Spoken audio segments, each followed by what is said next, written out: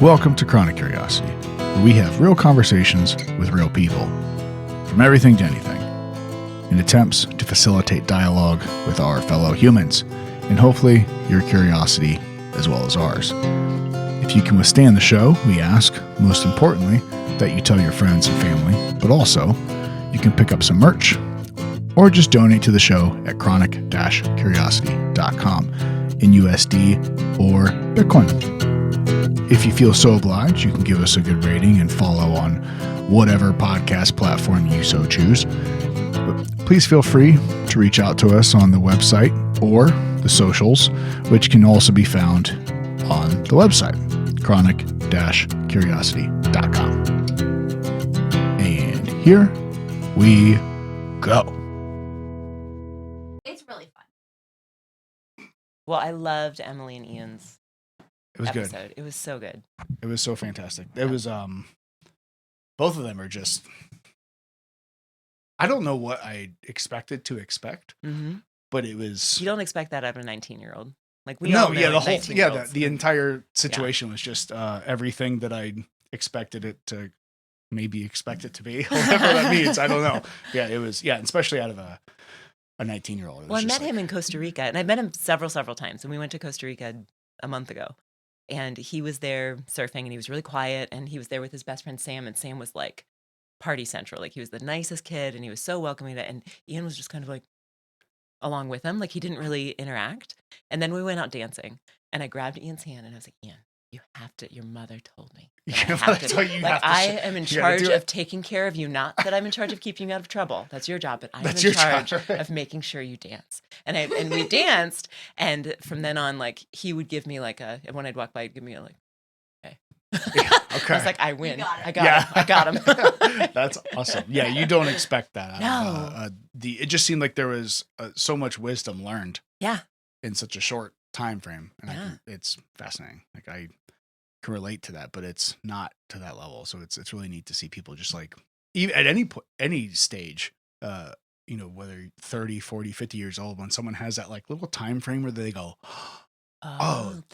this is something new. This is I just learned something. I had some life experience that taught me something fresh and new, and like gave me a brand new perspective on life and the ability to look at things. And to be next to your mom and have your mom say, I royally fucked this up.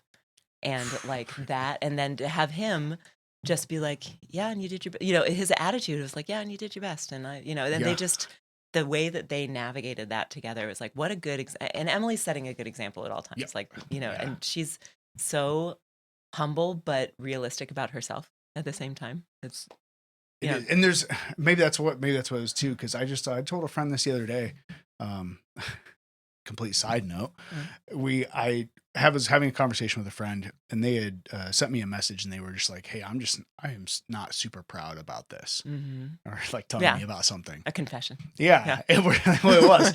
And I replied back to him. I was like, and that's exactly why I love you. Yeah, that's beautiful. Because like, you have the ability to look at this thing you did in your past and be like, I'm not proud about this, and here's why, and this, that, whatever. And there's a clear path that you've taken that shows that you've changed and you've learned from that. And you're also willing to just admit it and just tell somebody about it. Like vulnerability. That's the only way to like share something. Right? Like, cause they could have told that story like as a victory march. They could have like, we are overcoming, and I'm doing this now, and I'm here to help people, blah, blah. And she was like, no, I messed this up so badly. He messed up so badly. We all messed up together, and we all like and it's just, it's just a magical relationship. And it's what actually, to start with, coming back to Ohio, I've been gone. I left Ohio at 18, and I've been gone for 20 years. And one of the main reasons that I came back to Ohio. Just a little closer for you. Sorry, we didn't really officially. We didn't officially. We just start. Natalie, thank you. Yeah, Hi. Hi. Move it up to you too, so that you don't have to. Yeah, there you go. Okay. Yeah. Well, one of the reasons that I felt comfortable coming back to Ohio and moving back here from living on the West Coast for years and years was talking on the phone to Emily Mariola, and she said, "Is there any chance that you'd come back here?" And I was like, "Well, we're toying with the idea. I don't know." And she said, "Natalie, if you come back here, we're going to do great things." It's like, this studio is ready for you. You can teach here, all of these things. And it was one of the most like frightening things for me was leaving the studio that I'd been a part of for over 10 years in Portland and like rebuilding that somewhere else. It's a really hard thing to think about when you're practicing at a studio for so long. You're teaching there, you have your people, you've like, then the longevity thing at a studio is really hard to build, and the relationships are really important. And it was like, it was everything to me in Portland. It was like an anchor. So how long? How did you know Emily before? I just came to visit. I came home to visit, and someone said, "Hey, there's a yoga studio here now." And I was like, "Oh, okay." And I was a bit of a jerk about it, but I was like, "Oh, there's a yoga studio in Worcester. Great, I'll go check it." I was picturing the Y because that's where I had taken yoga before, and I was like, "Great, sweet, I'll go check it out." And then I went and I took Emily's class, and I was like, "Oh, this is amazing." And Okay, so before then, so we're just going to keep on reversing here. Yeah. So were you a yoga instructor then at that time, or you just been practicing? So you were already a yoga instructor before you came back. So now I feel like I need the whole story. Okay. So you left. I left. From when you left, what's the story there? Well, I left at 18. So I graduated from high school, and I had a very clear idea that I didn't want to go to college in Ohio. And I don't remember exactly why. I just remember thinking, I don't want to go to OU. I don't want to go, like, there was something in me that needed to just put some distance. And it wasn't any big event or anything that was, traumatic or bad. Like, I had a good time in high school, and I love my family, and, I had a lot of fun, but there was something like, I'm just not going to stay. Like, I need to do something. Need some adventure. Different. Yeah. I need to live somewhere else. So I picked a college that's exactly like the College of Worcester, and it's in Wisconsin. My adventure was like, I was so brave. Home away from home, so basically. And it was in a little town that was very similar to Worcester, and it was like Beloit, Wisconsin, and so I went to Beloit College, and it was 3 states away, and I had to drive for 8 hours to get there, and it was little adventure, brave-ish, right? But I went to a little college in Wisconsin, and then I just kept going west. And I had a great time in Wisconsin. I lived in Milwaukee for 6 years.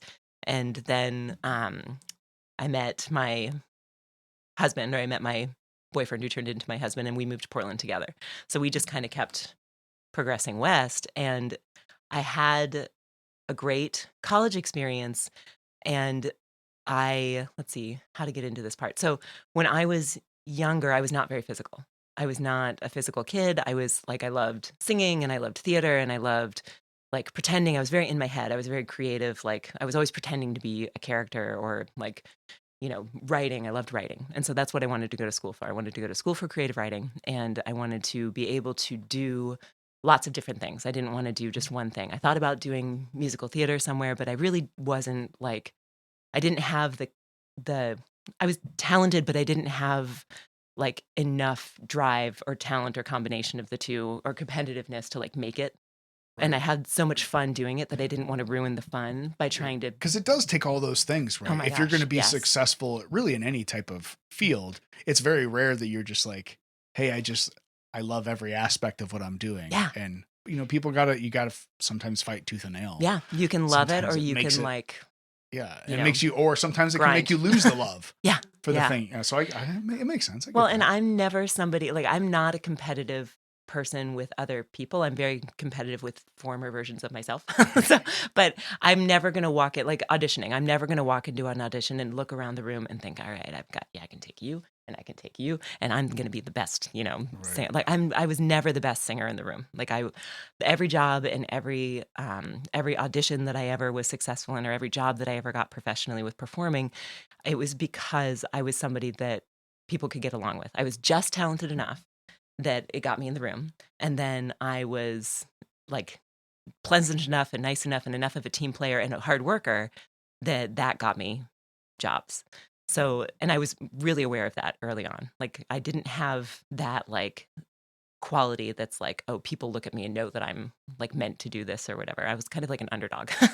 And I was that way in a lot of things. And that's where I'm comfortable. Like, I'm not comfortable being the best at anything. I don't want to be the worst, but I want to be kind of like squarely in the middle, and I want to surprise you once in a while with like... I think too, I think there is, I've talked about this too before, where I think sometimes that's that's a really good place to be, Mm-hmm. because who was, I think it's a Peterson thing. You don't want to be the dumbest person in the room. Right.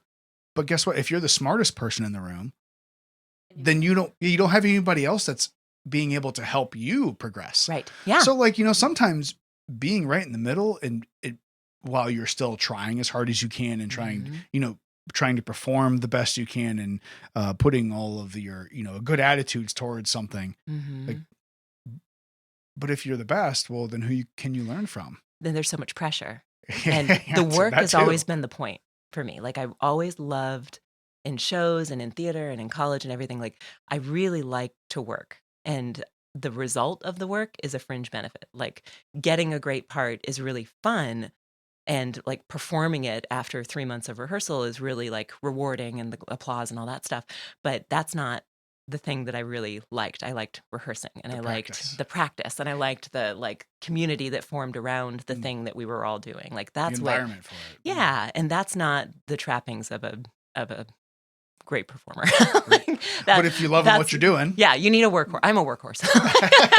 And every theater and every production and everybody needs that person. And what I found was that I was a really good community member.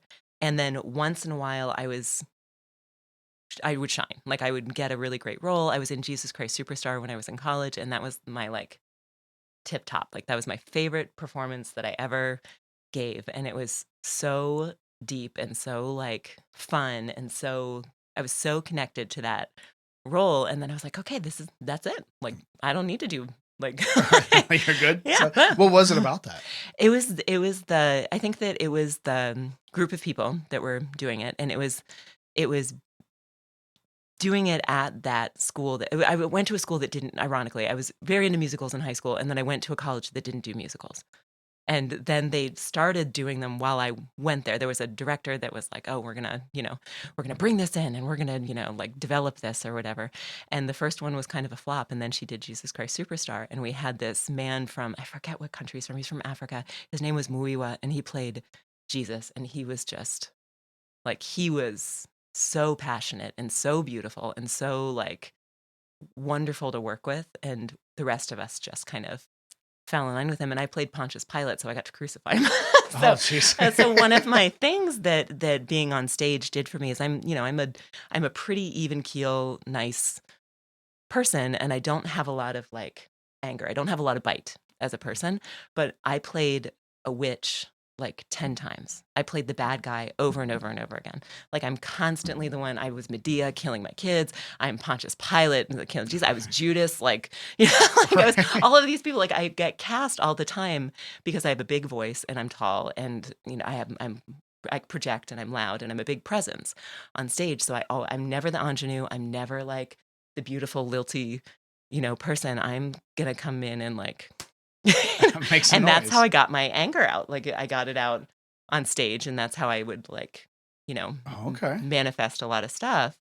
And so stepping into a role like that on that stage with those people, an opposition of Muiwa was like felt right. Yeah, it was powerful. It was like, oh, okay, this is how I want to feel. And that's fantastic. yeah, it was really fun. And so then after college, I auditioned for a few things. I sang in Chicago for a little while. I sang opera in Chicago for a little while, and then just kind of played around there and was in a lot of choruses. And and I just really had fun being somebody who was firmly in the middle of the pack, supporting like the upper levels. And I just that's my comfort zone. And every job I've ever had has been like that too. Like I'm a customer service, I'm an admin, I was a great server. Like I am a people person, and I like to have a boss and I like to have a structure that I understand, and I like to have someone to go to, but I also like to run the team. So I like to manage, but I never want to, be the head honcho. Yeah, I get that. I mean, I've said it 1,000 times. Maybe not quite 1,000 times, but pretty close. Even on the podcast, we're like, because we talk to a lot of entrepreneurs and business owners and all the different people that are doing their awesome things, and it was like, I am slowly getting the needles kind of changing, but I've never been somebody that like, I want to start my own Yeah. business. Like And I want to run a giant, like mega corporation. I'm going to have an empire. Yeah. Like, no, thank you. Like, I will do firmly not. support your empire. Yeah. Like, With a smile and a good attitude. Like, I just want like, I kind of most of the time want to be left alone. Sure. And then Yeah. the rest of the time, like, I just want to have the stuff I need to survive. Right. But like running an empire, Nope. you know what? So like, I have admiration for those folks that Yes. are able to do that and love it. But I fully understand this being able to be a supporter and just kind of. You can't run an empire without the Natalies. Well, and that's Right. You really can't. right. Like everybody The needs good a good ones. admin, right?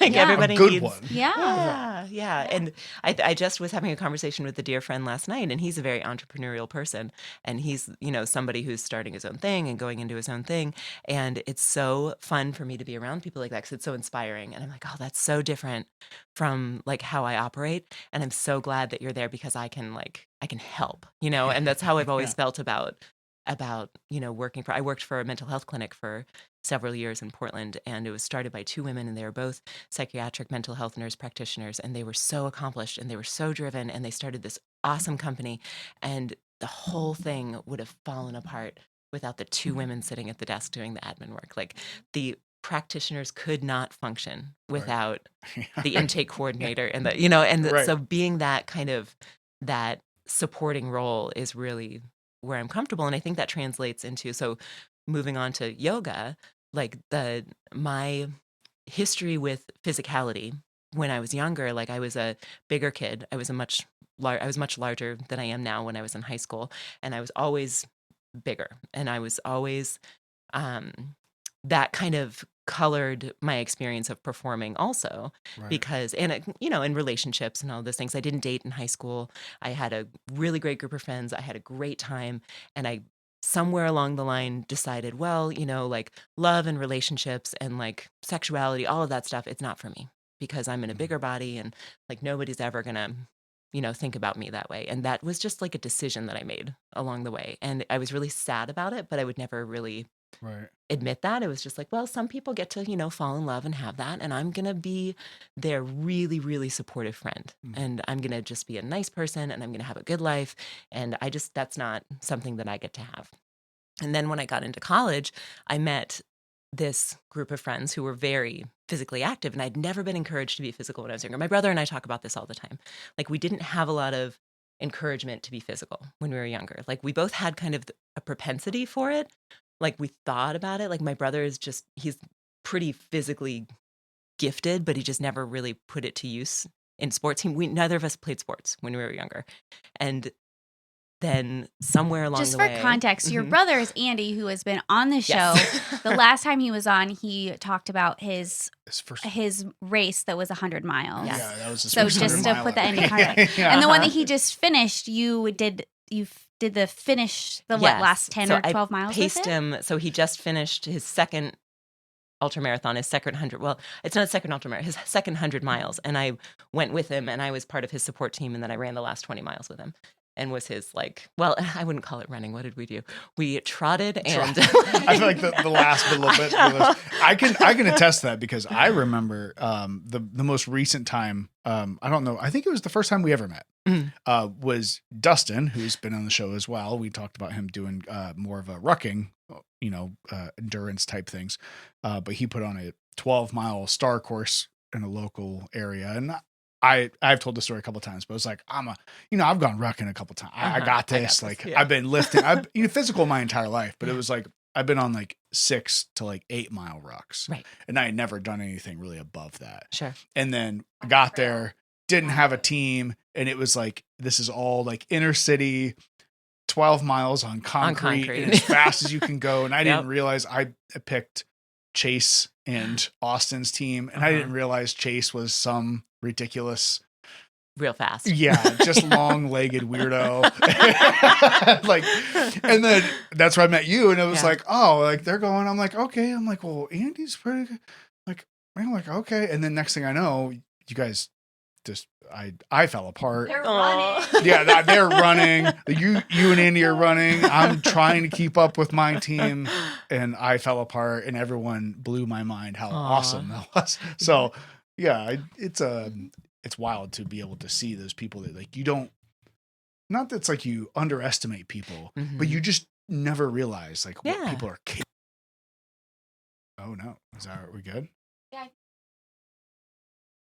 Oh, that was weird. Well, technical difficulty. right. Haven't had that in a long time. But yeah, so I have no idea where we're going. We were going into the yoga, but you physicality. Physicality, Yeah. and you didn't start out. No, being neither physical. of us did. My brother was always really like wiry. He was always tall and kind of like really thin, and we just had really different bodies. Neither of us were super. He was more active than I was, and then when I got into college, I met this dude who was a boyfriend of a friend of mine, and he was going into the Israeli army. And he said to me, he's like, "Have you ever run before?" And I was like, "Nope." And I'm always kind of up for a, challenge, but there was something in me that was like, you know what? Like, I need to start, like, there's something I need here. And he was really encouraging, and he was really, and it's, it takes one person to kind of spark something, right? Yeah, absolutely. And he was very kind, and he was very much just like, I really think that you could do a lot more than you do. And when somebody says something like that to me, I'm just like, it's like, it's that competitive against like earlier versions of yourself. Like, it's like, oh, okay, let's see what you mean by. And so he started running with me, and we ran every day, and I got really slowly, and he would run. He was such a jerk. We would run down this like country Wisconsin road, and he would flip around backwards and be like running in front of me backwards and be like, they're just like, he was a jerk about it, but he was great. Like it was perfect. And so I started working out for the first time in my life, and I loved it. And I'm a very, I wouldn't call it addictive personality, but if I find something that I like, then I have to like do it. Like I like routines, and I like benefits. I like finding small chunks of things that are beneficial that I can do often, and working them into like daily routines and things like that. And that's how I found a lot with yoga too, is that, I think that a lot of benefit and a lot of like physical prowess and things like that can be built little repeatable sequences at a time, Baby rather steps. than like, we must train, this much, we must like that comes, but it all starts with like little tiny shifts of balance and little tiny additions and subtractions to make major change. And that's how I started losing weight, is I just shifted a little bit more toward physical and a little less toward emotional eating, and a little more toward like learning about food, and a little less, a little less time reading and writing and, dancing around in my underwear with my roommate, like, all the fun things you do in college. And I spent time in the gym, and he taught me how to lift. And he was like, okay, these are weights. Like, you lift them to build muscle. You must have muscle. And he was very linear. He was very much like A plus B equals C. Do this, this, and this 3 times a week, and you're good. And so I started losing weight really slowly. And over a year, I lost about 50 pounds. And then I went to Ireland on exchange, and I spent a good chunk of time in Ireland. And I was for the first time, I was really isolated, and I didn't really spend a lot of time with my roommates. I didn't love spending a lot of time with the American students, because they all went en masse all out to the bars, and I wasn't a big drinker. And I was just like, I was there to like go to school and like travel around to famine villages and like, experience Ireland. And I was there for the music, and I was there for all this stuff. And I just wasn't interested in the bar crawl, American style bar crawl in Ireland. And so my roommates, I feel, resented me a little bit. So I was really truly lonely for the first time in my life. Like I had never really been on my own, and I never really experienced loneliness or like lack of like being able to play my roles. Like I had no one to play off of. Like I didn't have theater. I wasn't performing. Like I didn't have anything. So I would just go into these bars, and I would watch these beautiful families get up on stage and like, play the fiddle and sing. Somebody's washing dishes, somebody's playing the fiddle and singing, somebody's serving bar, and they're all related. And I would just like fantasize about, oh, how great would that be? And if I just sit here every night, maybe somebody will like from that family will talk to me, maybe ask me to sing with them on stage. Like I had these little I was like, if I just place myself here for long enough, then like I'll become part of this thing that I'm enjoying being on the periphery of. And it happened. Like they recognized me, and I started to like, get into a little bit of connection, but it's a bit of a closed culture I found toward like, especially I was in Galway, and so they are very used to American exchange students, and so it was lonely. And so I threw myself into the gym, and I took every workout class that I could, and I figured out how much I could restrict eating and how little I needed to eat. And I had a relative, a very well-meaning relative, say something to me right before I left, and it was the first, and it was kind of, it was that spark thing again. It was a spark that lit a fire. And he said, well, because I'd been losing weight pretty consistently, like, very healthily, 2 pounds a month or whatever for like a year, and he said, well, it comes back on really quickly, so you want to make sure that while you're gone, that you're pretty careful about, keeping up with things, like basically warning me that he didn't want to see like me come back and lose all the progress that Right. I had made. And it was like, challenge accepted. And so when I was in Ireland, I lost another 50 pounds in a shorter amount of time, and I slid straight through like losing weight slowly and like really building something into pretty restricted and unhealthy tendencies. And I didn't notice it. And I attribute it to a lot of things. Like I knew my clothes were getting bigger, and I knew that I was, getting smaller, but we didn't have any mirrors in our apartment. So I didn't see a mirror image of myself for almost a year. And then I came home and my parents didn't recognize me. And I went back to school for a wedding. I was in a wedding. I knew I was going to be in this wedding before I left for Ireland. I got the dress. I got back from Ireland and had to get a new dress. Like it couldn't even be taken in enough. And then I saw one of my best friends before the wedding. I hadn't seen her since before Ireland. I was so excited to see her. And I didn't wear dresses before this. Like I was just, I was just like a big girl who did not show her legs, right? And I was in this little sundress and I was so proud of it. And she saw me and she just had a look of horror on her face and tears just like streaming down her face. And I didn't understand her reaction at all, because I was like, hey, like, no, this is good. Like I'm doing it. Like, and she was so scared of me, and she didn't hide it. She didn't hide her reaction at all. And it was, talk about like beautiful vulnerability. Like she really showed me like, a mirror. That was the mirror, or the first mirror. Okay. So, Yeah. so I feel, so, you talked about, these, baby steps that you were making and building blocks. And, and I thought it was a good point too. You mentioned the being a supporting role. It's when you're, I'm kind of an engineer brain. So I often equate things like buildings. Right? If you're building a building, you have to have a good foundation. Yeah. But nobody Ground up. thinks about each individual cinder block that nobody sees, that nobody looks at. But if that foundation is wrong, the whole thing eventually is going to end up crumbling at some point. Right. And you talked about the healthy, small steps you were making, but it seemed like something at one point in time that those, small steps and, those foundational blocks that you were building, it was what happened, I guess, because it seems like something happened there when you went to Ireland. Is it just because of the loneliness that, it almost seemed like kind of like a darker place you went to? Definitely. Well, I didn't have any checks or balances. And you ended up going way beyond. Well, and I think that the mechanism in my personality that made that possible is that I have if I can do this, then that means I should be able to do this. If I can work out this much, then that means I can probably do another half an hour. If I can eat this little, that means I can probably cut this out too. And so it became this just like build of how little can I eat and how much can I move. And I was thinking that I was doing good things for myself, and I didn't have anybody who loved me or cared about me or was seeing me. I was very unseen there. And I was just in a big city, and I was on my own a lot. Like I would do things like I would hop on this tour bus, and it went up to, there's a place called Connemara that was above Galway, and you could hop a tour bus and ride up for an hour, and you're in one of the most rural parts of Ireland. And there are little towns around, but there are these big villages they call them famine villages, and they have the stone structures left from the famine that, they never knocked the stone structures down, but everything else is gone, and you can camp.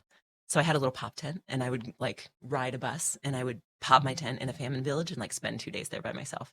And that was like scary. I was scaring myself for the first time. Awesome and terrifying. I felt at the same awesome time. And terrified. And I would like sing in a field, and I would like, I was having all these awesome experiences, but I was having them in this way of like, I was scaring myself and pushing myself, and there wasn't anybody there to like comfort or to confront.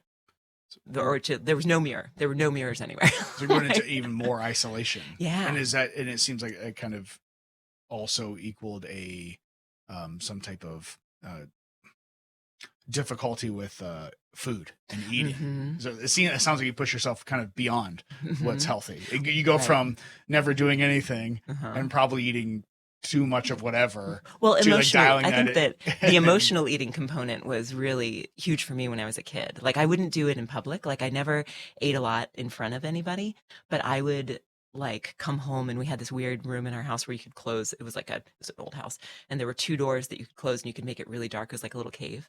And so I would like take food in there and like close all the doors in my little cave, and I would just kind of like sit there and that's how I comforted myself, is like being by myself, Right. isolating and indulging.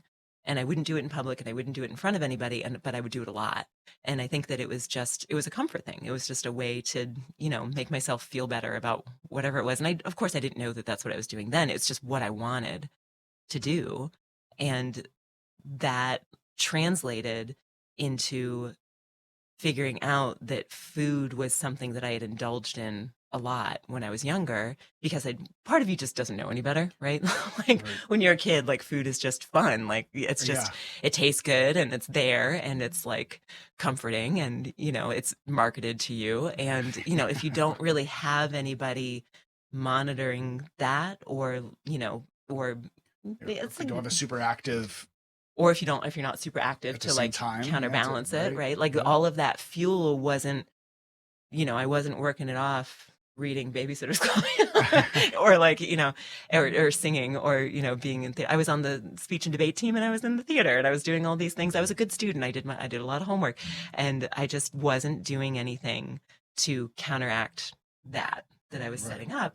And part of it was a comfort thing too, because there's a comfort to being in a bigger body too. Like I never had to worry about conflict with other girls in high school. I never had a conflict with another girl in high school because I wasn't competition. I was this super nice person. Never thought about that. Ooh, it was a comfortable place to be, because nobody was threatened by me. I didn't get bullied. I was just a welcome presence in a lot of different groups. And I never boys were comfortable with me because there was never any, there was not that energy around it. I don't want to take away from your experience, but I also think you have such an incredible personality that, you know what I mean? If you were a bitch, Sure. people would be like, she's a bitch. Yeah, But you're such a good, I mean, unless your personality has changed drastically, I feel like that also is that's just who you are. Now, whether that helps shape your personality, Sure. I don't know. But I've it's always such a loved good people. personality. I love people. Well, thank you for saying that. I walk into a room full of people, and I'm really excited about the people.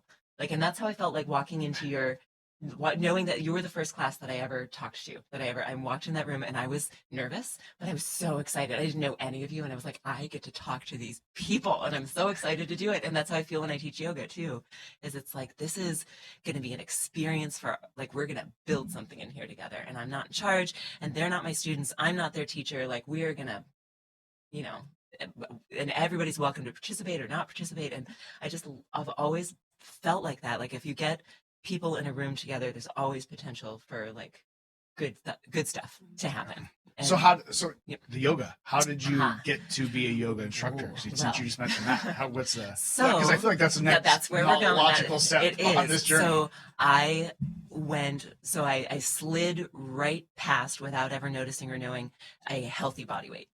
I went from being at an unhealthily high body weight to sliding right through to a very unhealthy low body weight. Sorry, because I cut you off last time because your friends didn't recognize you and they were concerned. Right, yes. So that one friend specifically, other people kind of held it together, but she was the most honest, in her reaction, right? And everybody else was trying to preserve my feelings, which I appreciated too, because I'm a sensitive person, and I wanted pats on the back. I wanted oh no, you did something, because I thought that I had done something great, and I did not understand why people were so like afraid of me, or like, you know, my parents' reaction was weird, and my brother wasn't talking to me, and like there was a lot to, nobody knew what to do with me, and so I just kind of la-di-da went on my way, and I went back to college the next year. So how long were you gone? I was gone for about a year. Okay. Mhm. Okay. Yeah. And well, I was gone. So I left my sophomore year and came back my junior year. A little fuzzy. But yeah, I was there. I was missing for quite a while. And then I came back and I was in a completely different body. And for the first time in my life, I was getting attention from men. And I was, you know, I never really, I still didn't have much trouble with other women. Like I just didn't, because I don't have that energy. Like I just didn't, you know, I love other women's bodies. Like I don't have a girl competitive thing. Like it just was never built in me. And and I'm so glad that it's absent, because it's saved me, I think, a lot of grief. But so I got back to college and struggled for, let's see, I spent my senior year and maybe 2 or 3 years after college really struggling with coming to terms with having an eating disorder, or like what to call it, or how to categorize it, or like I had good friends who were, you know, supporting me and talking me through it and things like that. And up until that point, I think it would classify as like, you know, a food disorder. Like I had problems eating, and I'd gotten so committed to exercising that I had to do, like, if I do this amount, then I have to do that. I have to check that box every day because I can, and this is where I've gotten myself, so I'm going to get myself there every day, and then maybe a little more, and we'll just see how much more we can do. So more. And that's how I was with food when I was little, more. And then when I flipped to less food and let's be physical, like I was in good shape. I thought. Right. Apparently I looked scary. But then after college, I lived on my own in Milwaukee, and I got a job as a server. I got 3 jobs, actually.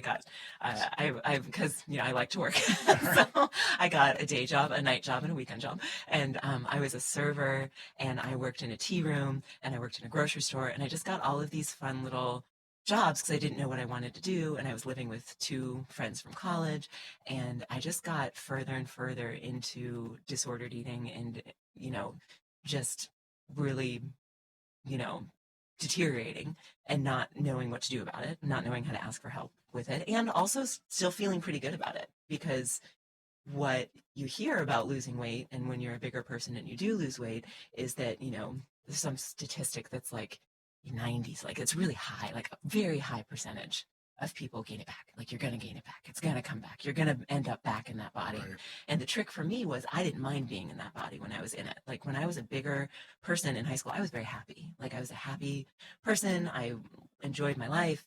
And at some point, I started to shift somewhere else and got afraid of going back there. Like it's built in culturally that, like, once you lose weight, it is the cardinal sin to gain it back. Like, and I was like, I am not gonna. And so I hit and I don't love the phrase rock bottom, but I hit a point where I was working my 3 jobs, and I was going to the gym.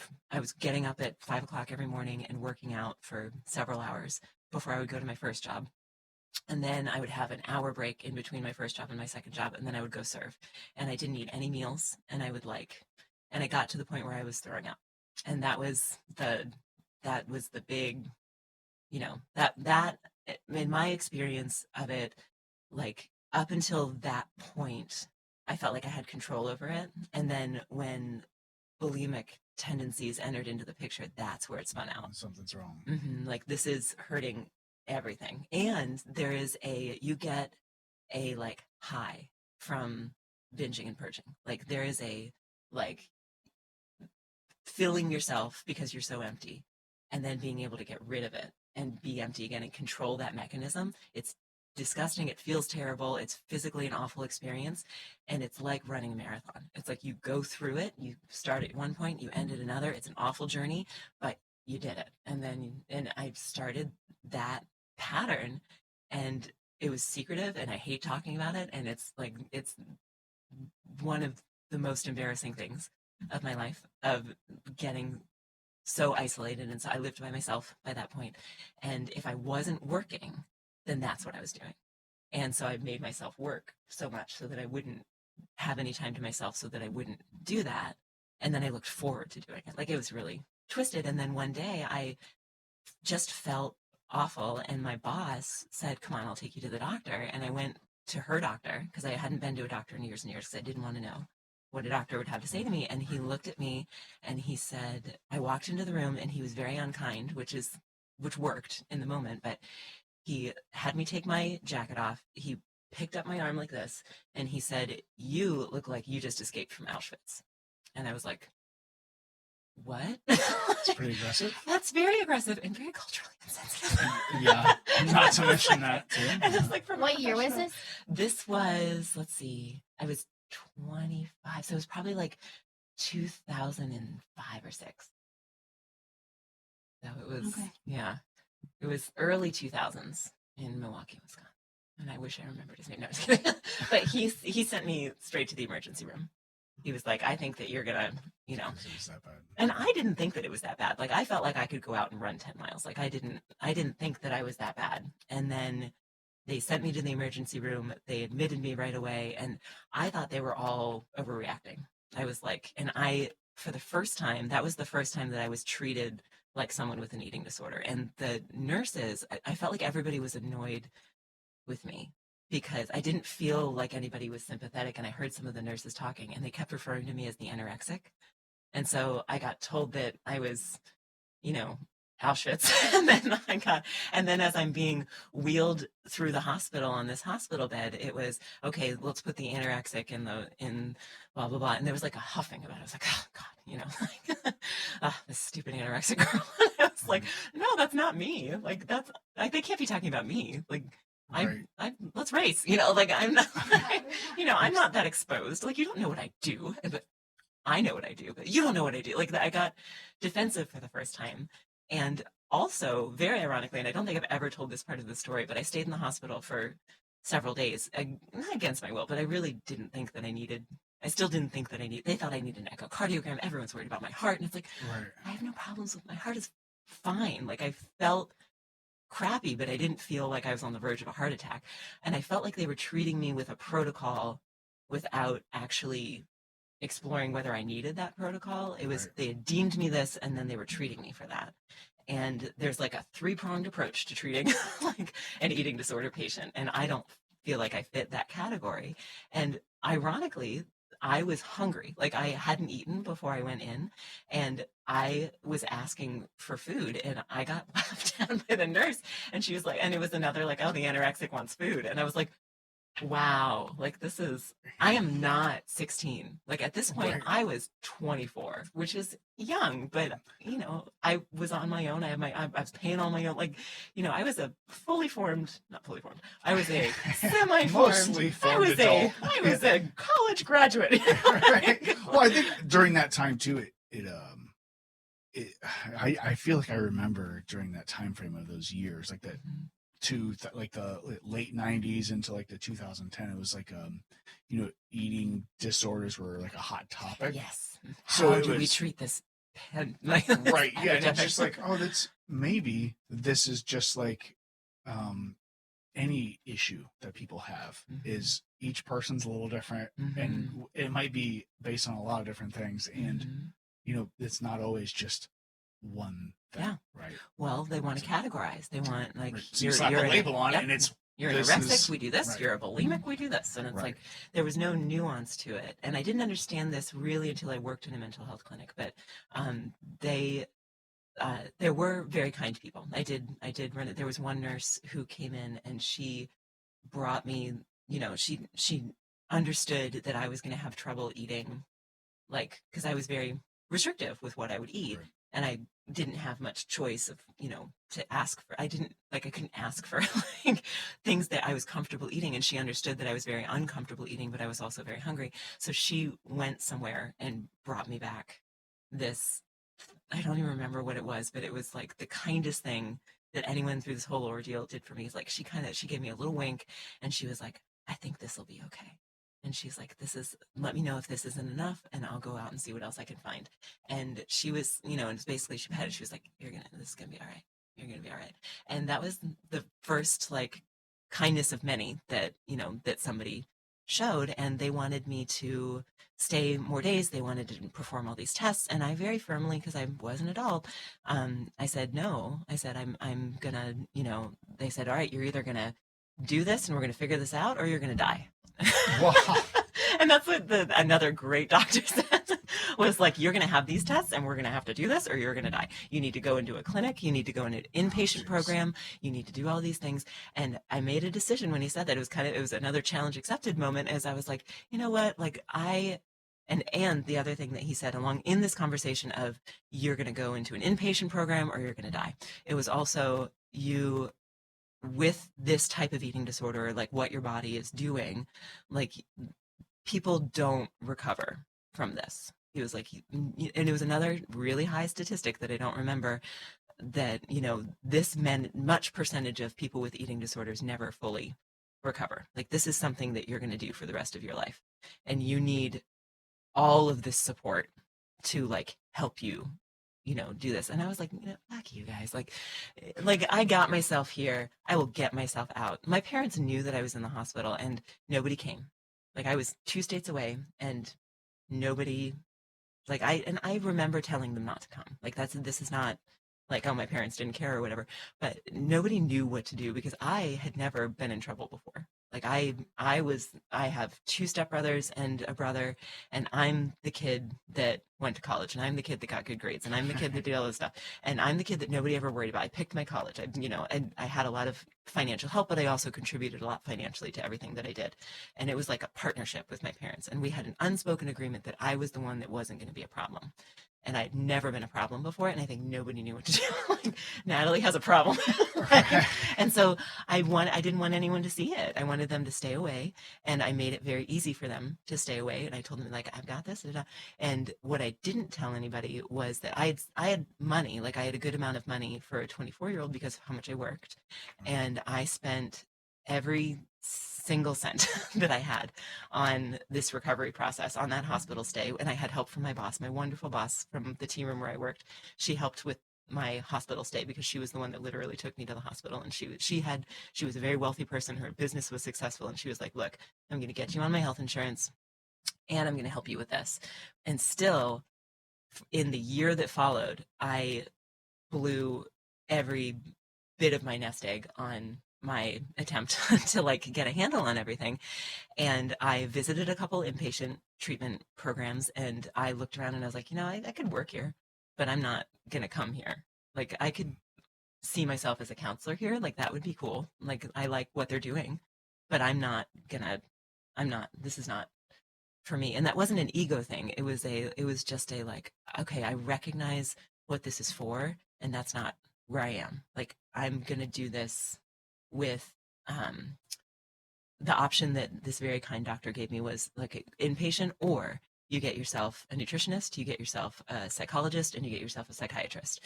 You pay for all 3 of those things, get that treatment for several months consecutively, and then check in with me again. And we'll evaluate whether you need to go to one of these places. And I was like, well, I don't need to go to one of those places, so I'll see you in a couple months. And I did that, and I found a great nutritionist, and I found this psychiatrist, and it's the only pill I've ever taken in my life. I've never had to take medication. And I took fluoxetine, a small dose, for 2 months to take the edge off of like the depressive, like every like hormone, and every, like, when you're in that physical state, like nothing is functioning. Like, I didn't have my period for almost 15 years. Because everything was just off and wrecked, and hormones are all over the place. And so the mental tendencies to like maintain that, your body's trying to maintain stasis, right? You put it in this specific state, and then it's trying to stay there, and your brain is doing stuff to try to stay there too. So the fluoxetine was to take that to help me make better decisions or whatever. And so I started, and here comes yoga. So this psychiatrist told me, look, you need to change everything. It's like, if you're going to do this, you don't want to go anywhere, you don't want intensive treatment, like, you have to change everything about the way you exercise, everything about the way you eat. Every coping mechanism that you have that makes you feel okay every day is out the window. Like, you cannot go to the gym, you cannot run, you cannot work the way that you're working, and you must change the way that you eat.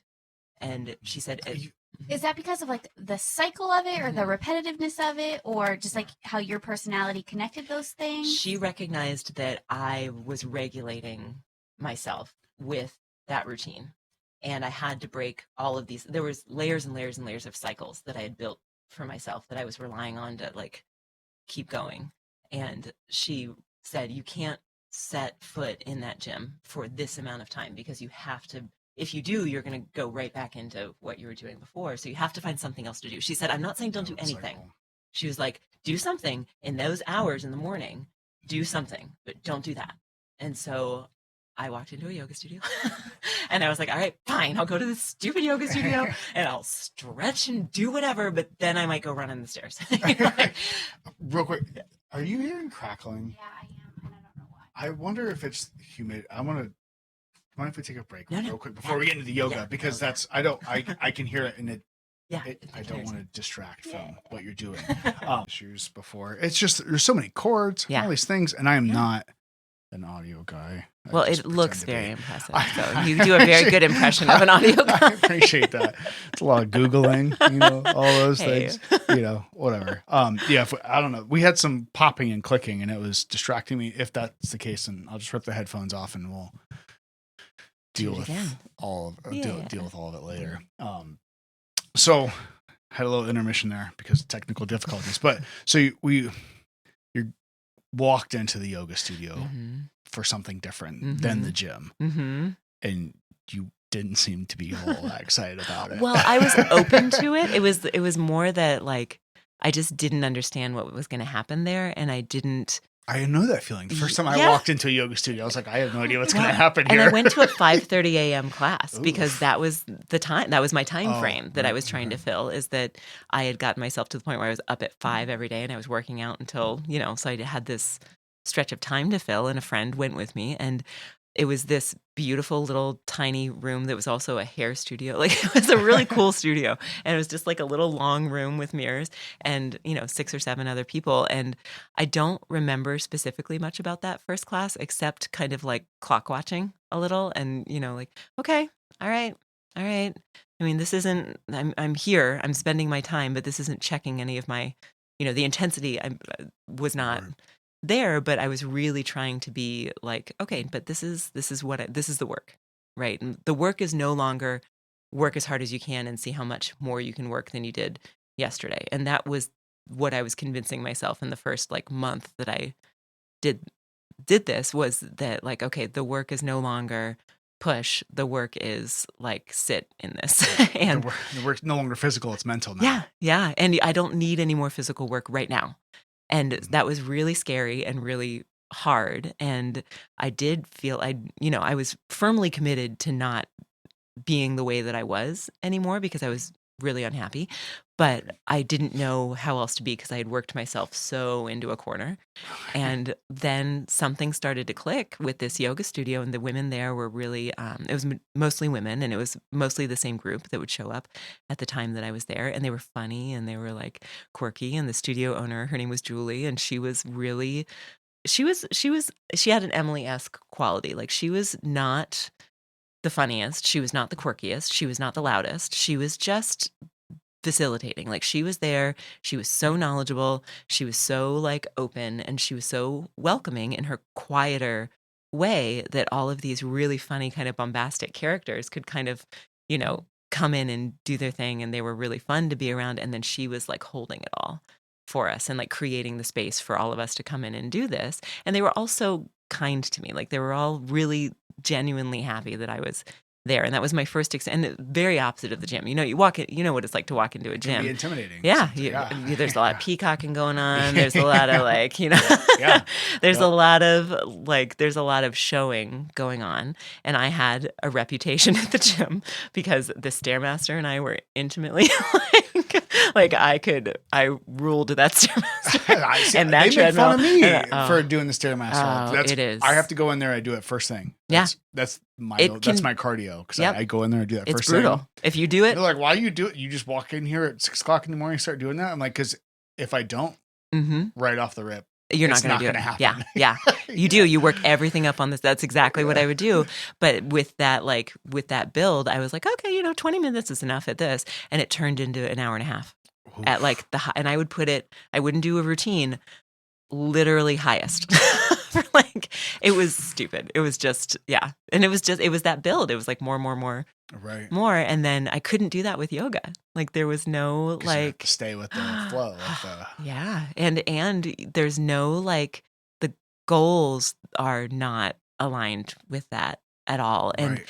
then I started to feel better with the combination of things that I was doing, and my job got a lot better. Everybody who I knew that had been really freaked out about, what was happening was really supportive of, and I started talking about yoga, and I started this is like a thing, and these women are, they're all really strong and they're all really fun, and this is I'm having fun being physical again. Right. And that built into 2.5 years of practicing at that studio, and then being kind of taken under the wing by the studio owner. And I was young and into it. And I think most studio owners have this in them. It's like, hey, go to teacher training. You should be a teacher. And and I had that. I always had that in me. I left out my aerobics instructor career. I also taught floor aerobics. So I worked at a Valley Total Fitness, and I would teach this hour-long, super intense aerobics class. And I would do the whole class, and I had a microphone, and it was all very Valley Total Fitness, early 2000s. I know exactly. I can't funny. describe it, but I You picture got it it perfectly. Well, and I started off teaching with this guy named Jimmy, and he was 50-something, and he had bad knees. He couldn't do the moves anymore, but he would run around with the microphone, and he would put me up on the pedestal, and he would say, all right, watch her, listen to me. And then eventually it turned into me talking and doing it too. But it was so much fun. And his music was ridiculous, and he was so fun. And so that was a big part of it too. So I knew that I liked, it was a performance, right? I liked being in front of people. I liked creating an atmosphere. I liked everything about teaching appealed to me from the very beginning. And I think that being encouraged by this person who I felt so supported by in so many ways, that she was like, hey, I need you teaching at my studio. This is what you should do. Go to the teacher training that I went to, and and there was a path to doing it. And so I went to teacher training for the first time in 2007, and it was a very intense. Teacher trainings are very different, different flavors, different lengths, different requirements. And back in the early 2000s, they weren't as prevalent as they are today. There were far less teacher trainings that you could go to. And now it's a much bigger empire. But this teacher training that I went to was 2 weekends a month for a full year.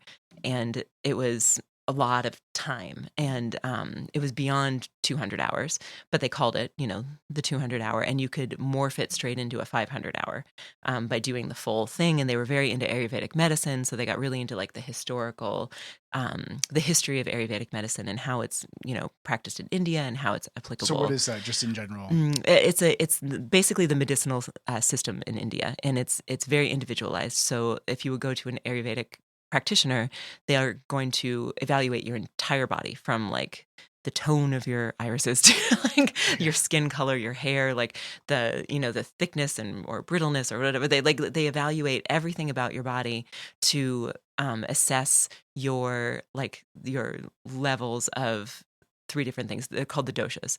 So it's kapha, pitta, and vata, and they're all associated with elements. So vatas are very airy and light, and they have certain imbalances that they can suffer from.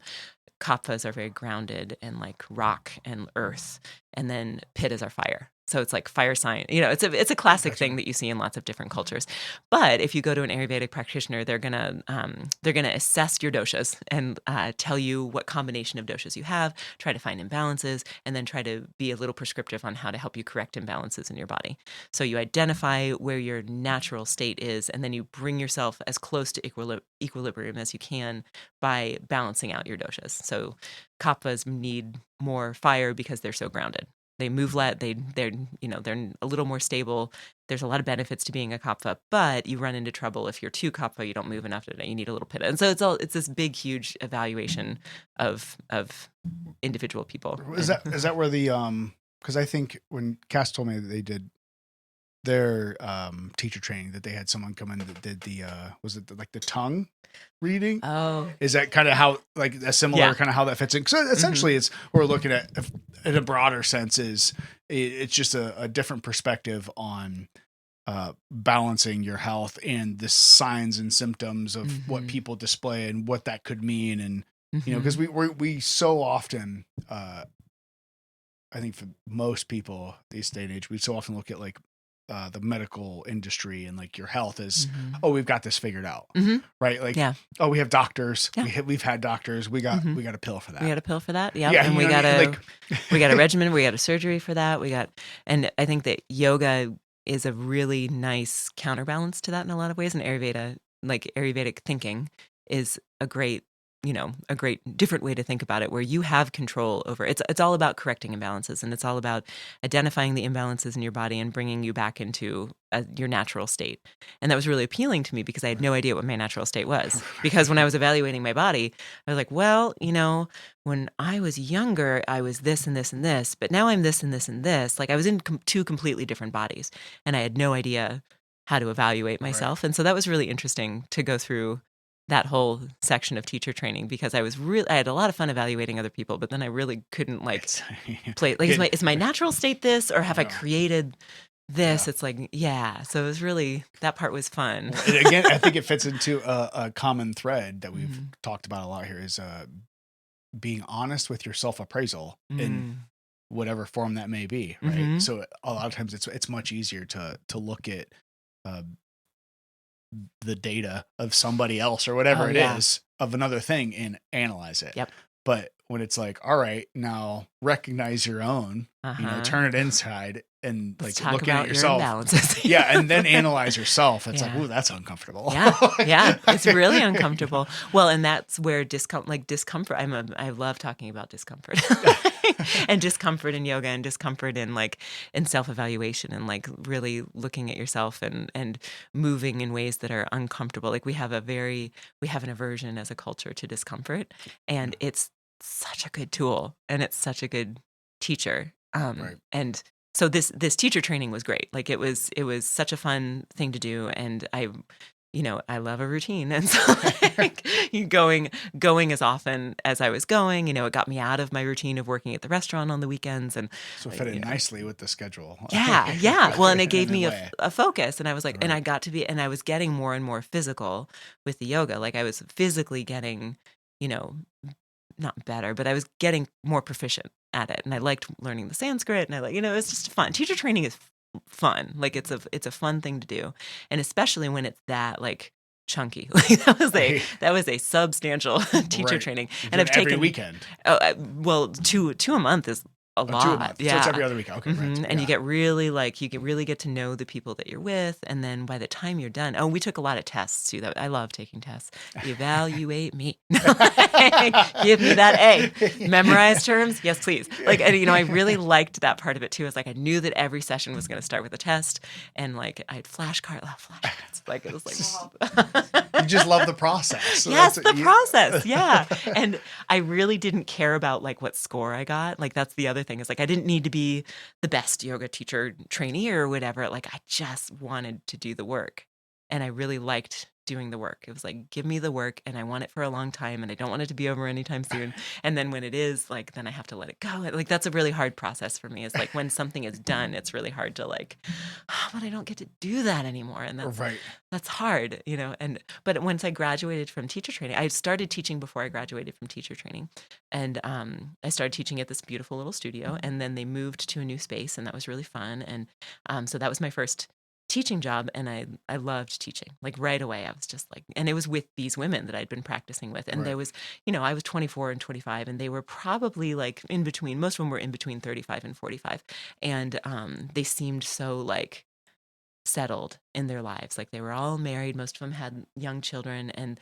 they were all like really just fun and like enjoying themselves.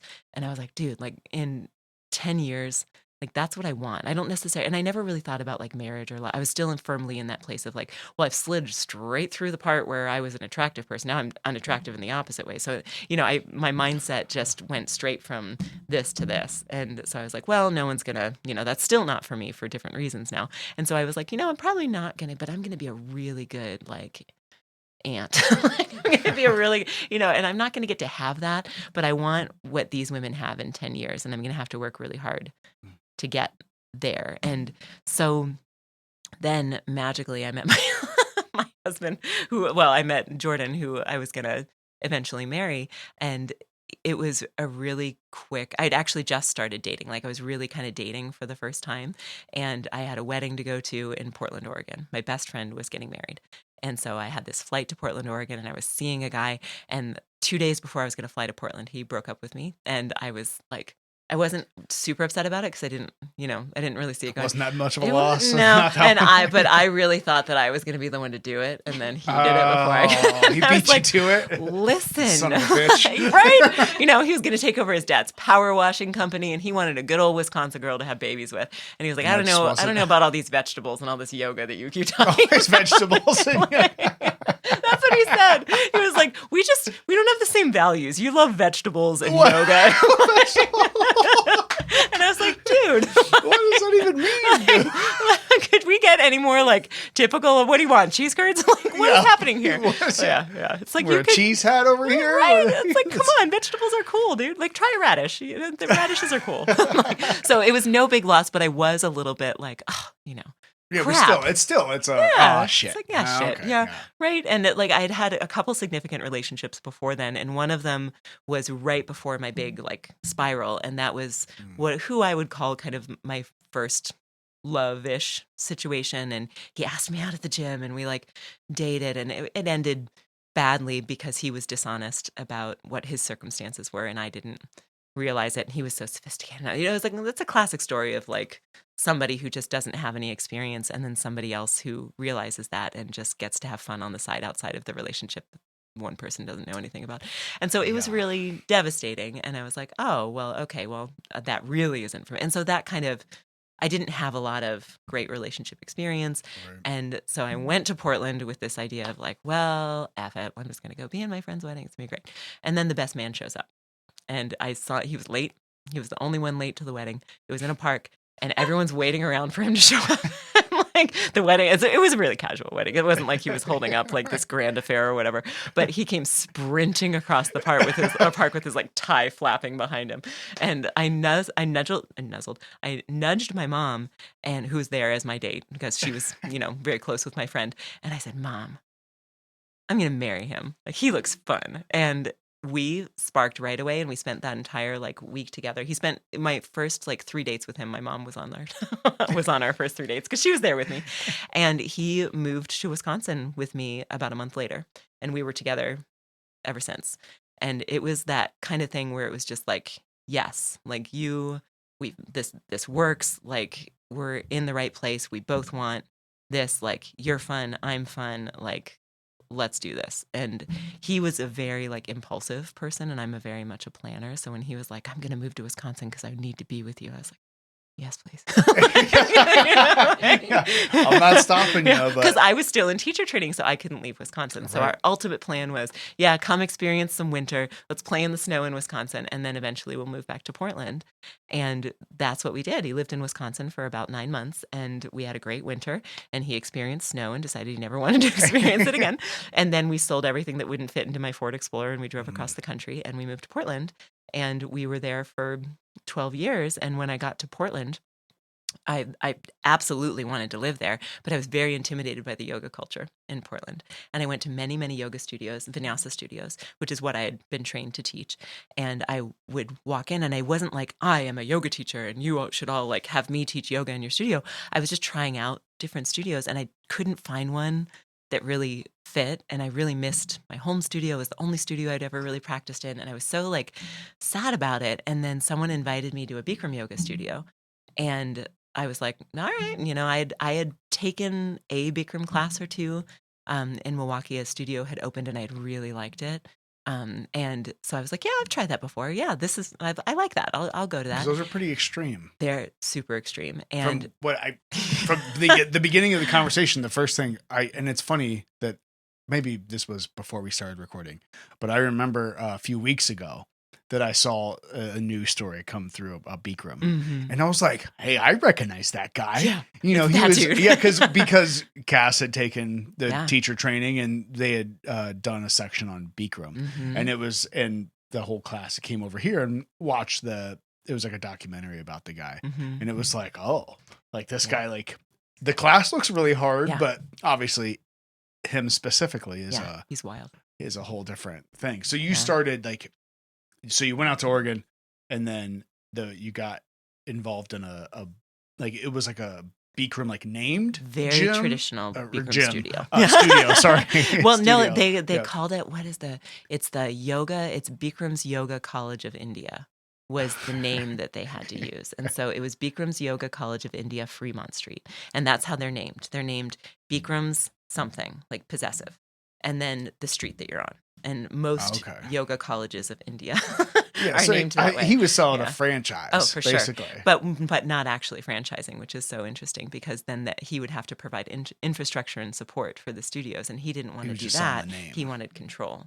So he wanted the name, and he wanted control over what was taught there. And that was more important to him than actually, because he didn't want to actually support the studios. He wanted the empire part of it. He was making plenty of money other ways. And to franchise, he would have had to have, been an actual, entrepreneur, which he was not. Right. Because so for those that don't know, Bikram it's just a long story short, and please correct me where I'm wrong or fill in. Go. I want to know. I want to know. What? Or just let her. No, yeah, I would love to hear.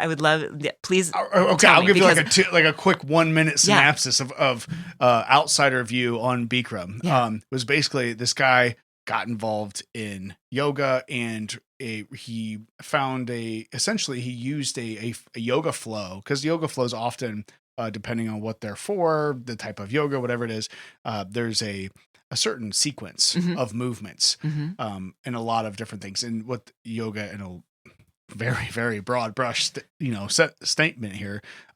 You can take these certain flows and certain movements and sequence of movements and kind of plug them in back to back to each other to form certain types of flows. Some can be harder, some can be, deeper relaxation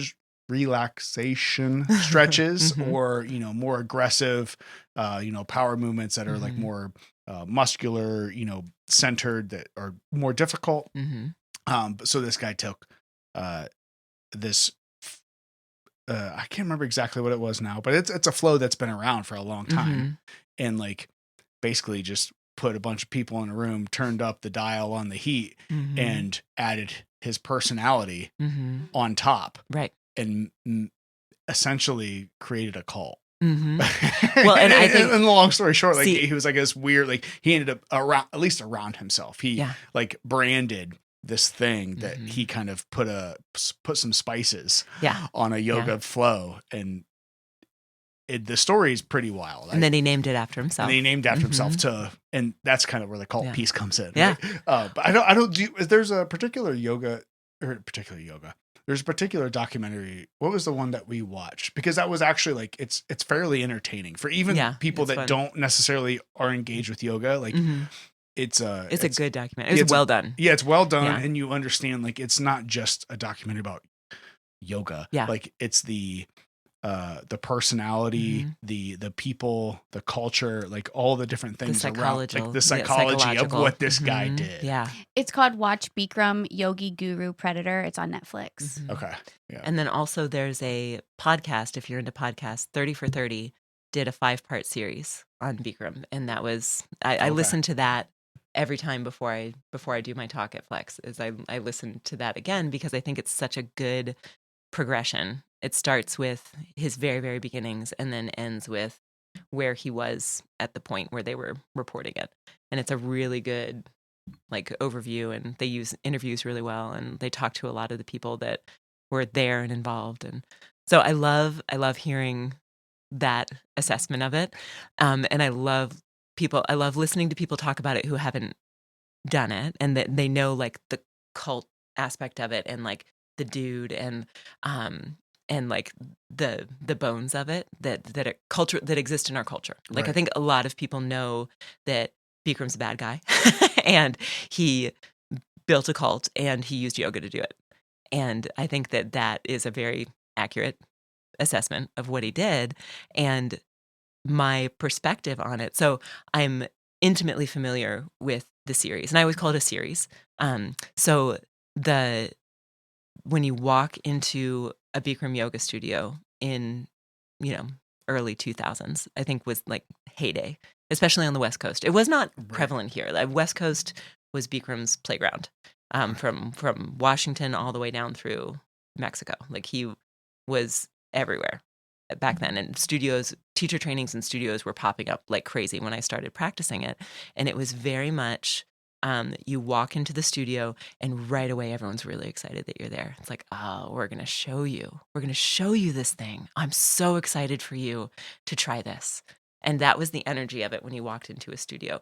It was not elitist. It was not like studios. A lot of the studios were really not very well kept because of the sweat and because of the temperature and because of all Right. this stuff. And then there were some studios that were beautiful, but my experience of walking into a Bikram yoga studio, it was a pretty well maintained studio, the one that I went into, and the people at the desk, like their faces lit up when they saw me walk in because I was new, and they were like, come. Try that. We're so excited that you're going to try this. And a Bikram yoga class is a 26 posture series. It's always the same 26 postures. It's always in the same order. You start with one breathing exercise, you end with another breathing exercise.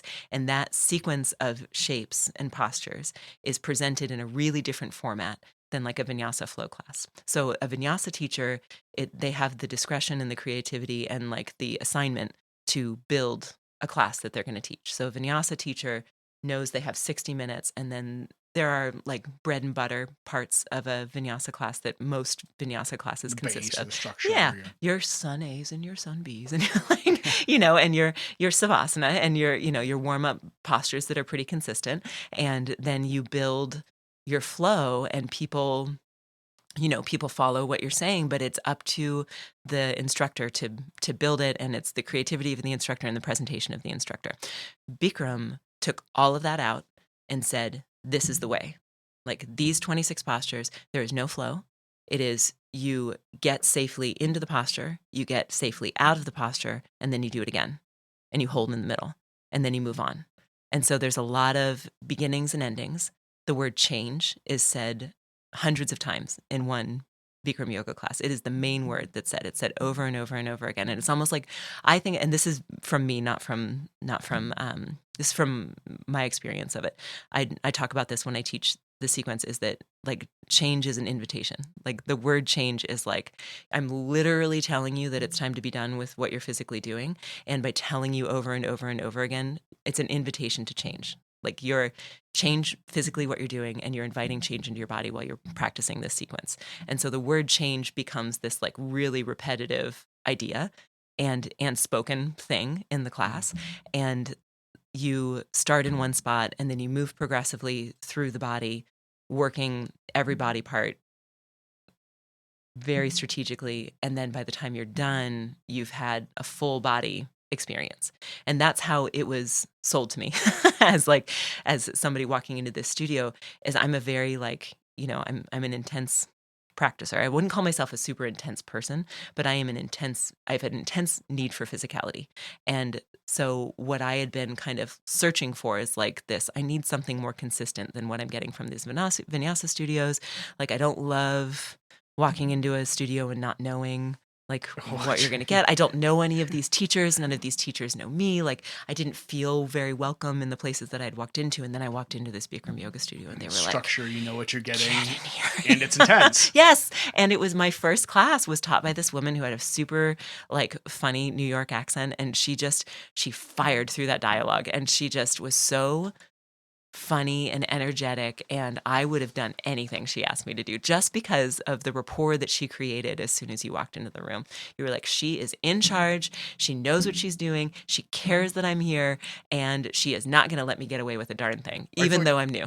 Commanding, like a commanding presence, I feel like Yeah. is like the first requirement of Bikram yoga, right? Yeah. To be able to teach it. And that seemed like the way. manifests in lots of different ways. Yeah. And people gravitate toward different teachers in the Bikram, the Bikram style too. Like you can have these really militant, like really like, this is the way. And if you're not doing it this way, I'm going to call you out on it. And there is like a little very addictive kind of fear there that like, okay, Michael's watching me. So I'm going to, okay, he's looking at me. I'm really going to kick this time, so you get this like little feedback loop of like your effort is really congratulated and your failure is too. Like if you fall out of a posture, there's no like there, at least in my experience with my favorite teachers, it was both like you're congratulated and you're recognized for putting in the effort.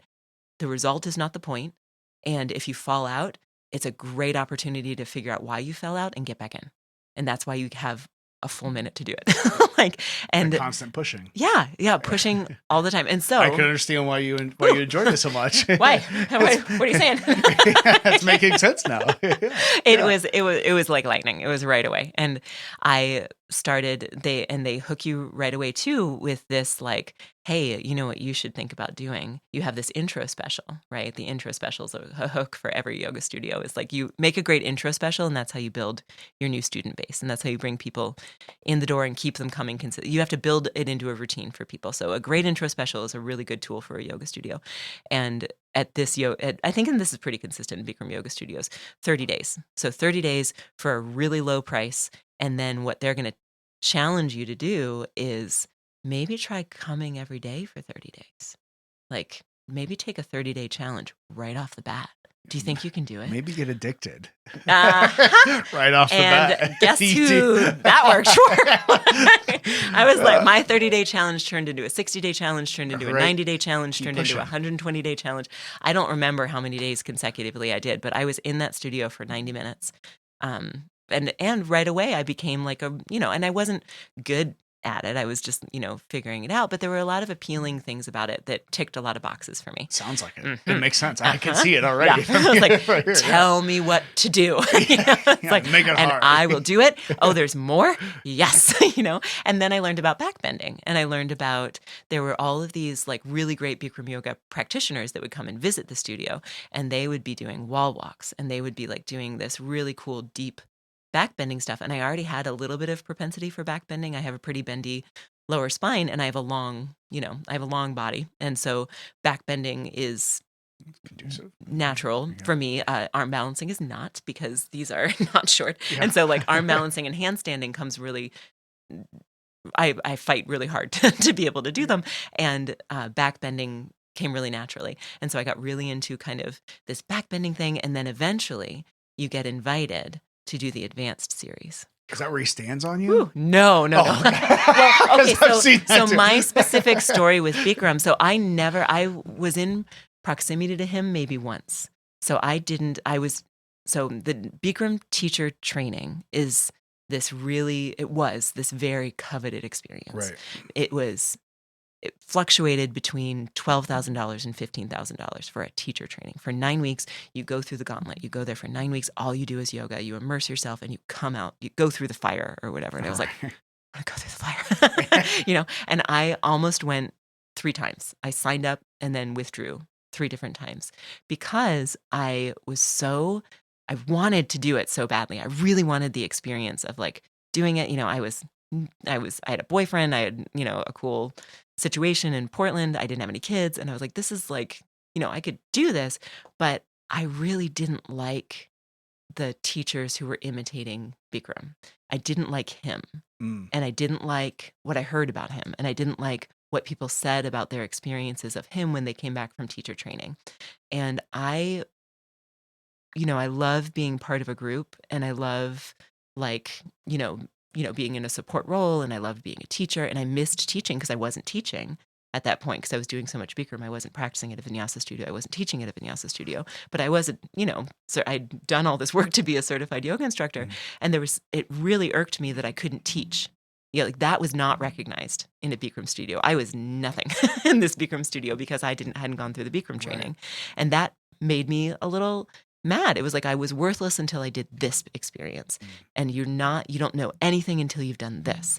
And that never worked for me. And I never liked the idea of going into a situation where it was all about the one dude and trying to please the one guy. Right. So you could smell the bullshit. Yes. But before it got to you. The Kool-Aid. And they talked about it like Kool-Aid, that, drinking the Kool-Aid. Yeah. And it was like, I so thoroughly enjoyed the sequence, and I thoroughly enjoyed practicing it. And I liked that studio. I liked the owners. I liked everything about it, but I couldn't drink the Kool-Aid because I didn't like him, and I recognized so many red flags right away. And I think it was from going through the eating disorder stuff. It was like I've already been taken for a cultural ride, Right. in a lot of ways, and been told a lot of things about myself that I know aren't true. Like, you're not going to recover. You can't handle this on your own. You have to go to inpatient treatment. Like, there is no way for you to do this.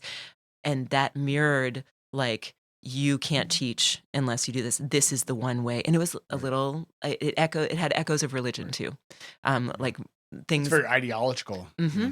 Like the way. Right. Like, this is the way. This is the guy, and this is the way. Right. And every other type of yoga is insignificant compared to the way. And I was like, no, I don't buy it. I just don't buy it. And I can't buy into it financially, and I can't do it spiritually. And I don't believe in this dude. At the same time, there were things like yoga competitions. There was this yearly thing called it was literally a yoga competition, and you trained for it, and then you signed up, you paid your money, you trained for it, and then you put a leotard on, got up on stage, and did 8 postures in front of a crowd of 100 people, and got judged on how you did with the postures. Well, And I mean, I could see that, because that's yeah. almost like just like you look at any other type, like bodybuilding, Yes. or like ballet, So or similar to bodybuilding. There's the same type of gymnast, like any of those things. Okay, Yeah. that makes You sense. get up and you show your craft. Okay. Right. And for me, it was like, oh, get on stage. And like, this is one of the most important things in my life. And the training, like, if you sign up for the yoga competition, you get together with everybody else who signs up for it, and you guys work together for like months to prepare your set, and you have a set that you're going to do. Yeah. And you do 5 auxiliary postures, and then you get to pick your 2 favorite postures. So everybody does the same first 5 postures, then you pick your 2, we call them your money postures. And so you pick your 2 like postures that are your favorite things to do, and that's your set. And then you practice it over and over and over again with these people who are all common goal. Right. Like, we're all going to do this. We're all nervous. We're all like working on this thing together. You're doing the work. It's an extracurricular thing. And it was so appealing. The connections. Mm-hmm. And then the actual day of the performance, everyone's so supportive. And like everyone claps for you, and everyone gets a rose who participated. Like, it was a really cool experience, except for the judging. And then you get judged. And, and it's just like you wobble in standing forehead to knee pose, and you get 0 points. And the top 2 people at each regional competition go to the national competition. The national champion goes to the international competition. It was like this whole network of yoga championships. And there were a lot of really fun things about it, but that's where I met Bikram for the first time, is that he was at the national competition, and just hanging out, just disrupting, basically. Disrupting. Yeah, he was being Bikram. Yeah, being Bikram. I really liked his wife, so I met Rajashri many times, and I liked her a lot. She was the yin to his yang. She was so sweet. She was like so nurturing, and her baby was the yoga competition. She wanted yoga to be an Olympic sport. She wanted every child in America to watch very accomplished yogis do these poses and then be inspired to go do yoga. She wanted every kid in the country doing yoga. And that's how she built it. But then the actual experience of going to the national competition was really toxic. And it was like, this is what a national yoga champion looks like. And there was there was body size, body shape, like, and it, it got trigger, I don't love the word trigger, but it got very like triggering. And it kept me kind of deep in some tendencies of, overworking, like, how much can I do? How much can I push? Like, I didn't need to be anybody's yoga championship. I didn't need to be anybody's yoga champion. Like, I was not interested in winning anything, but I really liked playing the game, and I really liked being on stage, and I really liked the work. And it got to the point where I got obsessive about being in it, and it really supports that. Like that Right. culture really supports it. And then years down the road, Benjamin Lohr's book came out, Hellbent, and that was the beginning of the end of Bikram for me, of like the Bikram yoga. As everyone, it exposed what goes on at teacher training. It exposed, like, he went to teacher training so he could write a book about it. And then all these studio owners read the book and they're like, yeah, this is really problematic. Everybody started saying, oh, this is so problematic that we're sending these young girls to this teacher training, and that we've been doing this for years and we need to be held accountable. And so there was a lot of like accountability talk going on. And my studio owners both, they read that book and then they took his name off the building and they disassociated with him completely. And they renamed their studio and they kept teaching the sequence because the sequence is solid. Right. But they no longer had him as part of it, which was messy. It's a messy situation because there is no like taking Bikram out of that sequence, especially in, Right. How much do you think that revolt from Bikram was because there was finally a pushback versus how much, like, obviously I'm asking you to completely speculate just for fun, but how much do you think of it was people changing their front? Yeah. Because the book came out, because there was a new bandwagon, right? A little bit, versus like everyone kind of knew it was going on, but just never really said anything because it was making them money. Like, and that's obviously a very like conspiratorial view of it, but I think that there are always elements of that, because the trick, and this is just my opinion, but when the trickiest things about a yoga studio is it's a business, and it's a business that thrives on like pretending that it's not a business. And nobody who goes to a yoga studio wants to be reminded very often that it's a business and that it needs to function like a business. And teachers in general, like, I think that yoga teachers, the employment of yoga teachers has evolved a lot in the last 10 years. But back when I first started teaching, everybody was an independent contractor and you got paid very, very, very little. And that was beneficial for the studios because they didn't have to provide any benefits or services for these independent contractors, but they could have propriety over them so that you could assign somebody onto your studio, but also say and put into their contract, you can't teach anywhere else if you're teaching for me, but I'm not gonna, I'm gonna pay you this much. You're responsible for helping maintain the studio, and you're also responsible for your own like advertising of your classes, and I'm going to pay you according to how many people show up to your classes. And before social media was as big as it is now, it was really hard to get the attendance up. And so Bikram, one of his main hooks for teachers and for people going to teacher training and becoming teachers, is that Bikram Studios didn't do it that way. They did the independent contractor model, but there was base pay. And you could start at one point $35 a class, and depending on your seniority, go all the way up to $60 a class. And it was at the discretion of the studio owner how that scale worked, but you were guaranteed an amount of money when you started teaching, and that was part of the culture. And so it was really appealing as a yoga teacher. It's like, oh, well, like that is a guarantee that I'm not going to get anywhere else. So I will invest this $12,000 because what I'm being promised is I'm going to make that back. If I am a good teacher and I'm consistent, I'm going to make that back. Right. And I can teach anywhere in the world and I can practice for free anywhere in the world. So there's all these like little fringe hook benefit things going on there. Yeah. But I think that when everything started to shift, Benjamin Lohr's book came out, and then lawsuits started being filed. And do it. Lawsuits roll. And one woman came forward and said, this is what happened, and like try and deny it. And she started this wave of women coming forward and saying that this happened to me, this happened to me, this happened to me. And studio owners really had to reckon with what they knew and what they didn't know. And I don't think it was quite necessary for everyone to like raise their hand and be like, like everybody knew who had gone to teacher training and sent people to teacher training that the problematic things were happening, but it wasn't talked about until later on. Like the problematic structure of the Bikram empire was kind of joked about, and it was like, oh, headquarters is a mess, like the business end of things is a mess, like this is really messy, and teacher training is wacky, and he makes you watch Bollywood movies for hours. That's one of the things that kept me away from it too, is that I could not put myself in a situation where I couldn't predict how the structure was going to be. Like the day I needed it to be like, you practice, know what's you do going this, on. you do this. I cannot not know every night what time I'm going to be allowed to leave. And I felt at the time, I felt like I was too old and too there was something about like, I'm not a kid. Like I'm not, I'm not somebody who's just going to sit in a room and watch Bollywood movies because this dude in a loincloth tells me to. Like I couldn't do it. And he had no appeal to me. Anyway, so the world started to change. Studios started to drop away from him and restructure. And then fledgling new trainings started to come out that really supported the sequences in the series.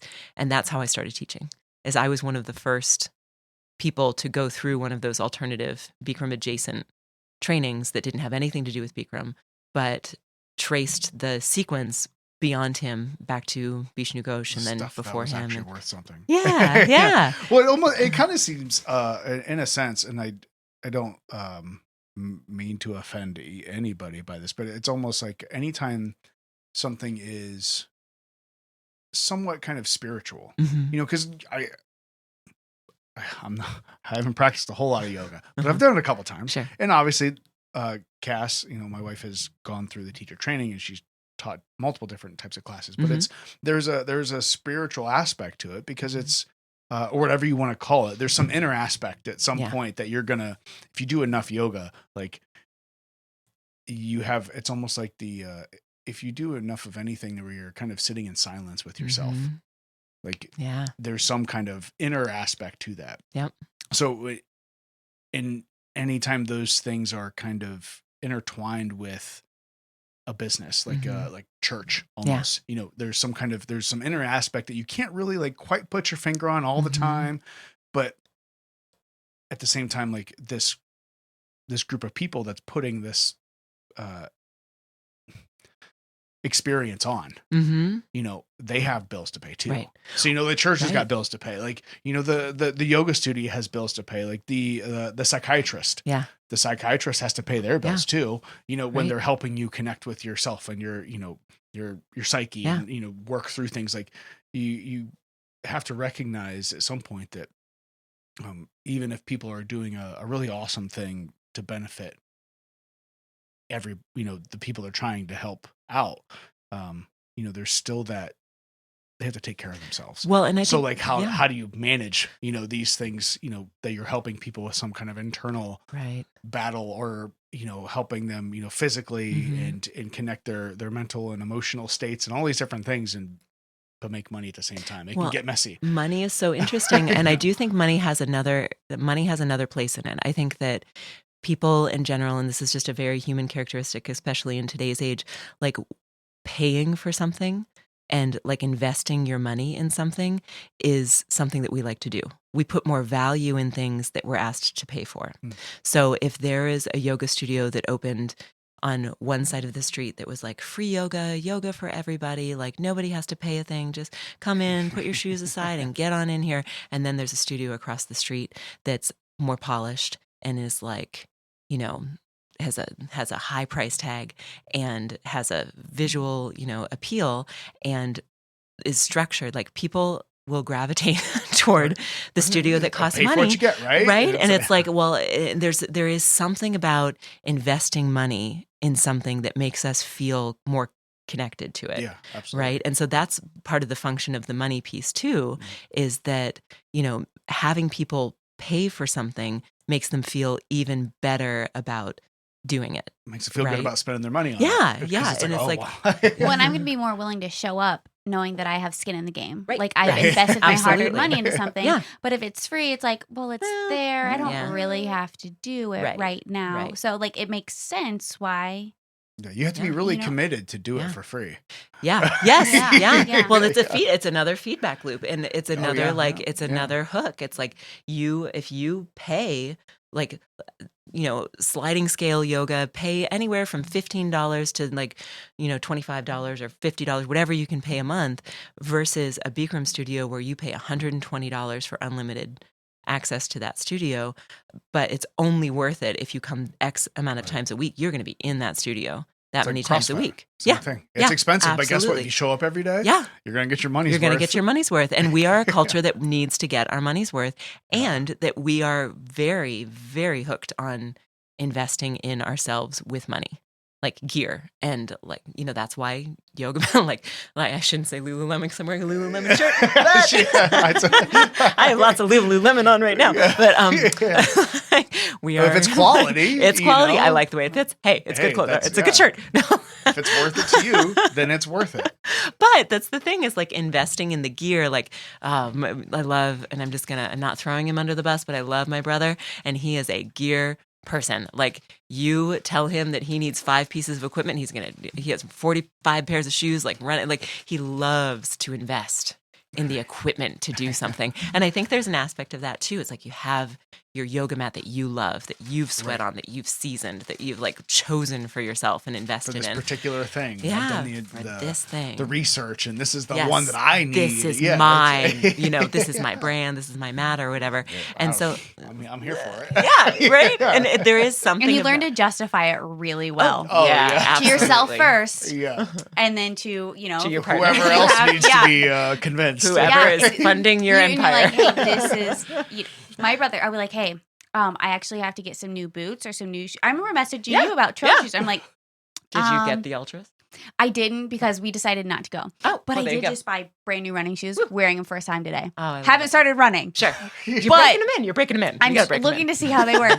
But you get really good at justifying, like, why I'm going to have a better experience. And I'm probably going to do it longer if I have really good, you've invested. Equipment or shoes. Yeah, it's a thing. Yep, we like to, and even if, especially, if you don't have a lot of money to invest in something, like then there are a lot of, at yoga studios, there are a lot of like ways to work at the studio for like, there are student rates and there are like ways to work at the studio, so you have reduced cost. And so there are lots of ways to provide the yoga to the people who can't afford the $120. Like, you need people to pay the $120 price tag. Right. And then you also don't want to be restrictive. And that was one beautiful thing that the yoga studio in Portland that I worked for did, is that they wanted to be more inclusive. And so they came up with all of these really cool ways for the community to be involved in the studio, so that, the $120 was getting paid by the people who could. And they were happy to do that because they weren't interested in, mopping, mopping anything, or doing any laundry. The sweat off of the floor. Oh my God, the sweaty floor. That's an investment too. You probably need a whole team for that, right? Yes. I've seen those videos. But I think that, so money's interesting. And I think that, yoga is a business in the US, and I think that that's okay. And that, we want yoga studios to function. Absolutely. And they need electricity, and they need, washing machines, and they need water, and they need showers, they need all these things to be able to provide the service. And we're providing a service. Absolutely. Like, we are in the service industry. Yes. And on the other side of money, not only do you want to pay to, hold yourself accountable, but as someone who has had paying clients, I'm going to work harder for you, knowing that I'm getting paid. Right. And I want to say it's because I really want to help people, and I do, but I also have bills to pay. Yeah. And so am I going to do something for free, or am I going to do something that I love that you need help with? Right. And you're going to pay me, and then I'm going to give you a really good experience, or am I just going to give you the best that I can for free, and then that's all I can give you. Right. So there's an investment on both ends. Yeah, you have absolutely. to, because I mean, people can't do things for free all the time. Right. I got to eat. So I can do as many, things for free as I can, right? I can volunteer myself as much as I can. And volunteering and being charitable, like, that's part of the equation too. Right. But there's at balance. some point, I gotta pay my bills too. So like, I can't spend an entire week after week after week, day after day after day, doing charity if who's taking care of me? Right. Someone's, if I'm giving all my time away for charity, then someone's got to take care of me. Yeah. So then, and someone's got to pay them to take care of me, so like, I think oftentimes we do view some of those things that are in the, more like, I'll use spiritual again. That's probably not the right word, but that end of the spectrum of like, when that kind of thing gets tied up with money, where it's like, the money's looked at as so much more quickly as a negative factor. because it's like, well, Greed. you're supposed to be helping people. Yeah. This is what you say you do. You help people. Yeah. Well, I also, have to eat. Yeah. So, but there's obviously, so it gets a little muddier in that area. But like, I think it's oftentimes where people kind of like, you don't get that angry at your plumber. Right. When your septic system gets messed up. A service. It's a service. Like you need this, like, or if you want this, or if you pay somebody to come pave your driveway, you're going to pay them. Yeah. Like, that's where you're asking a service. So I think it's weird how we often, just because something means more to us, that, I guess going back to the money, right? When we invest in something, so it means a lot more to us. Yeah. And it was interesting to see, I guess it's one of those things where going back to the Bikram, where it's, you see like a group of people getting taken advantage of essentially. And it's like, there's a lot of times we often kind of throw the baby out with the bathwater, the whole thing. Right. This is all bad. Right. Well, the whole thing's got to be crap, because right? he's horrible. Because there was one person. He's a bad guy. There was one person that attached onto this. And he's flawed. He's an extremely flawed human who did a lot of damage. And he also, like, he's on a spectrum. Like, he's had different versions there have been different versions of Bikram. He's evolved into what he did, and, he evolved into it and he built into it. It's not like he came to the US with the intention of, this is what I'm going to do. Like, he, through his experiences and through like his personality and his ego and all the feedback loops. I love those words. I don't know if feedback loop is like my favorite word today, but all of the like feedback loops that he got that were affirming that he is the way and all these things, the hero worship, the guru worship, like all of this stuff, like that he had people calling him the man, like, people were like, oh, and the man says, and when they talked about him as the man, it was like the god of yoga. And it was like, whenever I heard that phrase, I was like, oh.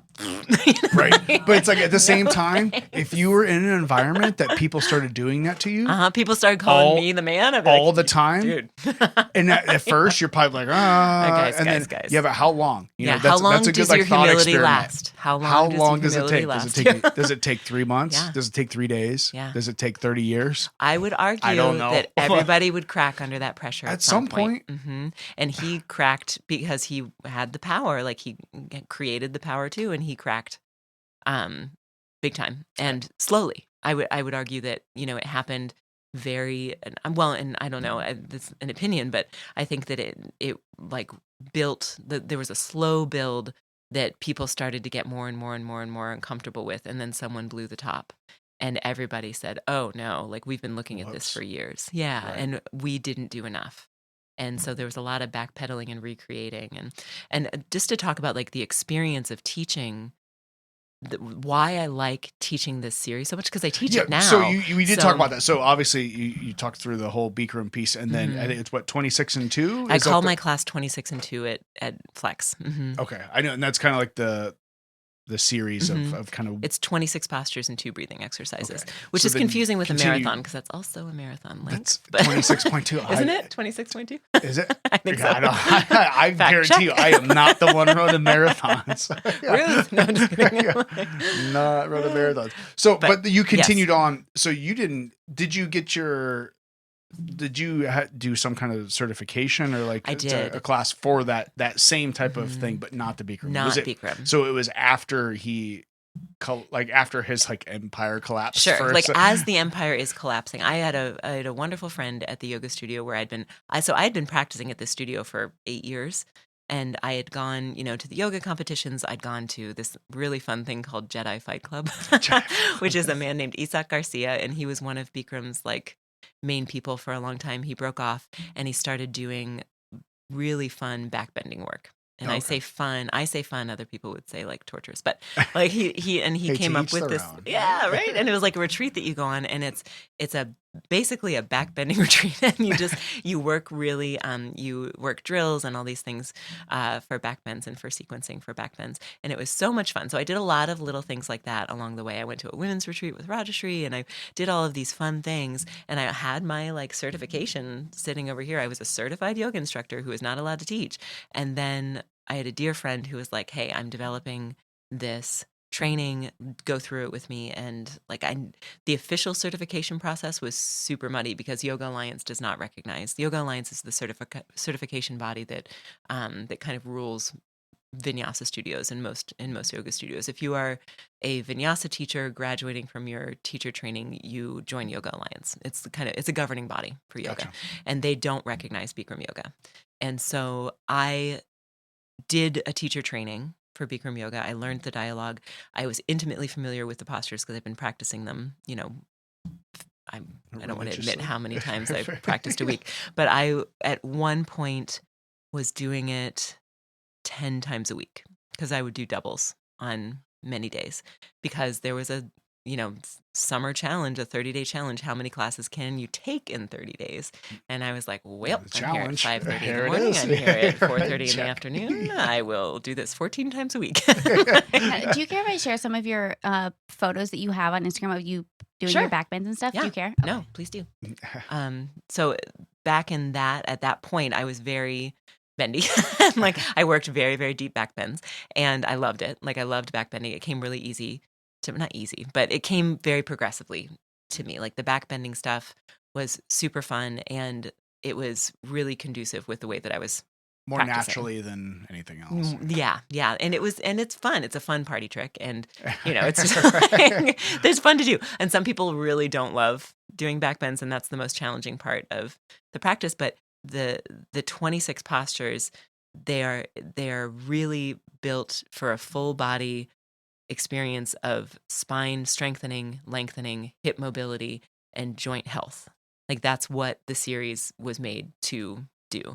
And it's billed as being accessible as it's a beginner series. So anybody should be able to walk in to a studio for their first time and do these 26 postures in the way that they're taught and like in the rapport that's built with the teacher that they should be accessible, some version of the shape. And that's been argued. And I've had lots of interesting discussions with people about whether that is actually true. And one of my goals teaching the series is to make sure, and I've gotten some feedback in the last year or so that wasn't their experience in my class. They didn't feel like it was accessible to them. So I've been paying more attention to that lately. Trying to how to scale some certain postures or whatever offering, it might be. Yeah, because one of the things in the series is you do not offer modifications. No props, no modifications, no touching. So I don't adjust students. Everything is verbal, and I talk the entire time. So I'm leading everybody verbally, and this is what I say at the beginning of the class, like my goal is to lead you verbally in and out of each and every one of these postures, and everything that I am saying is an offering and an option, and you choose how intensely you do it and how much you get into it. If you want to just watch, if you want to observe, if you want to just stand and hear, and like your experience of what I'm asking you to do, your physical experience of what I'm asking you to do is completely up to you. And I'm never going to tell anybody to work harder because that is that person's decision on that day based on the body they walked into the room with. And that's my philosophy as a teacher is that I'm not there to make sure anybody's doing what I say, or I'm there to make sure everybody's safe.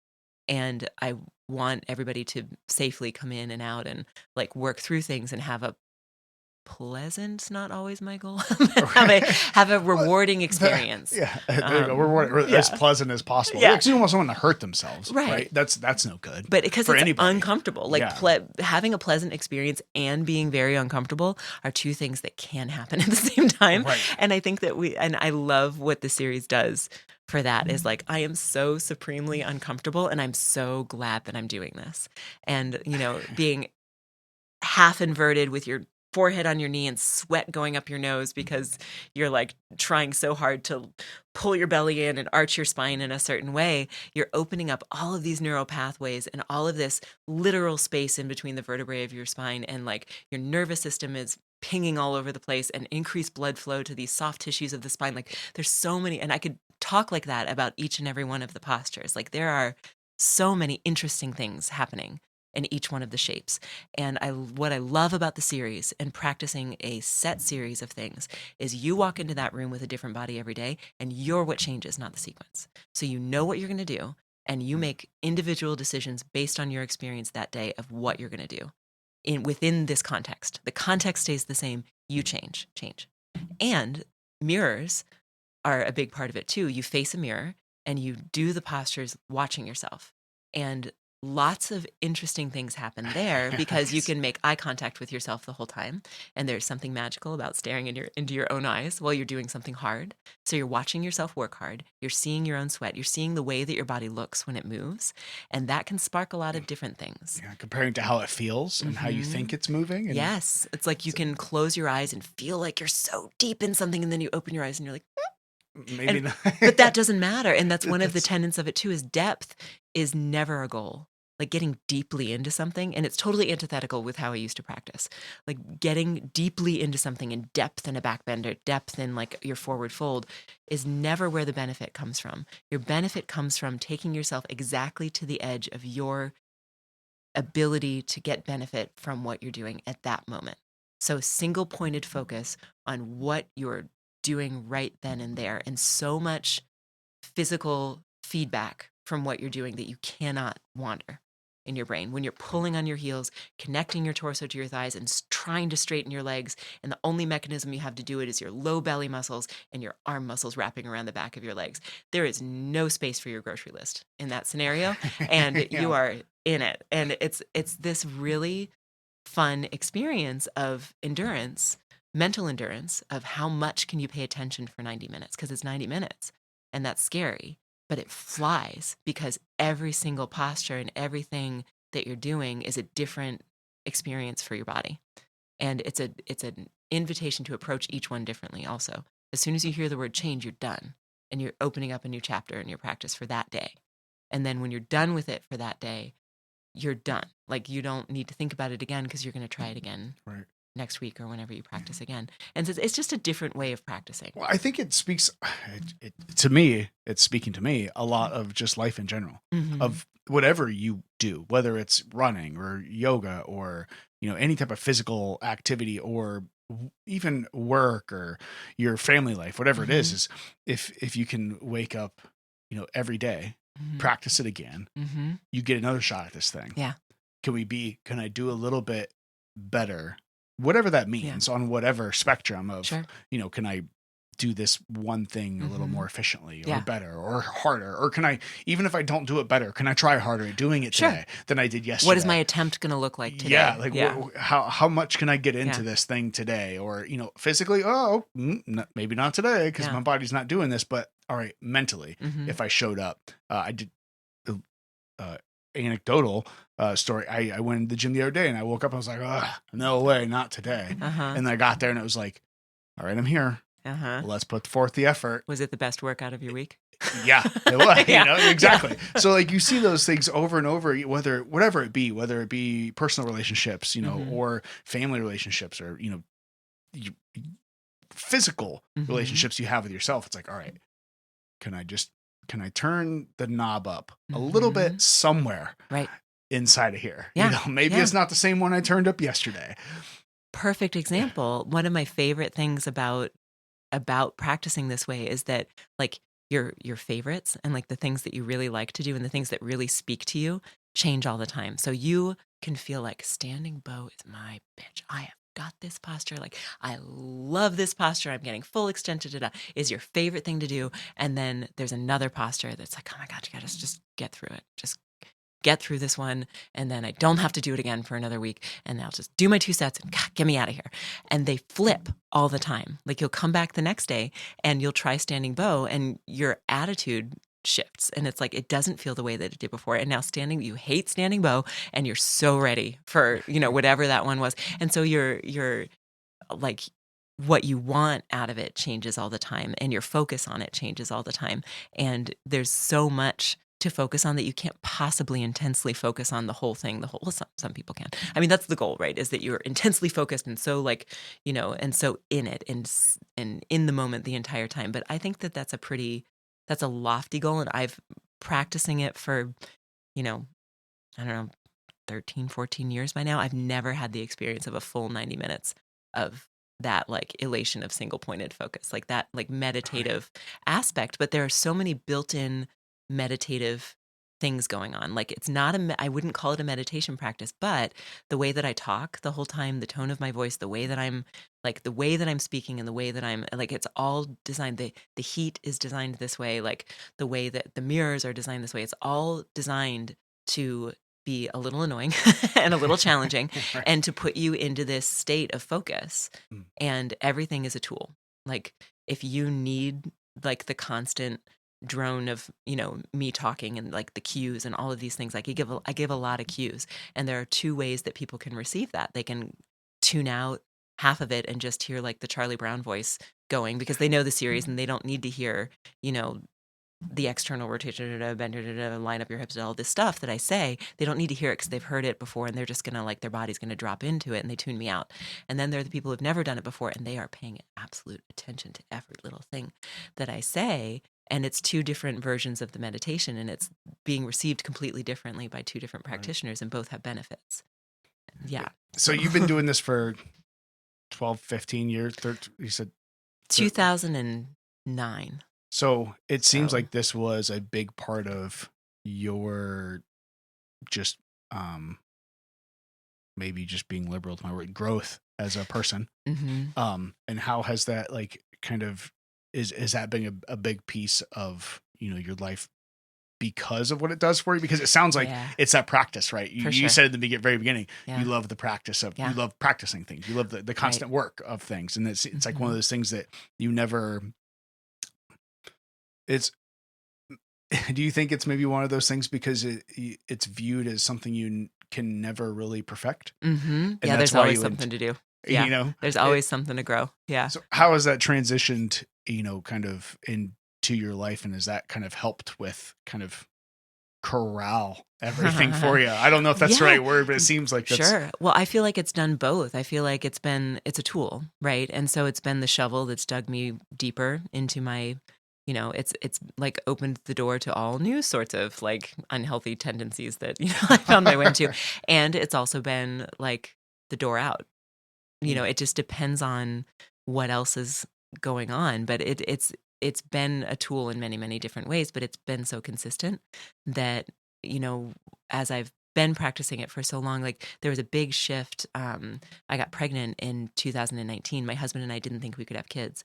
We had been together for 10 years without ever preventing getting pregnant, and we hadn't gotten pregnant. And it was a really interesting thing for me because I had so many, all the stuff that I went through with my body.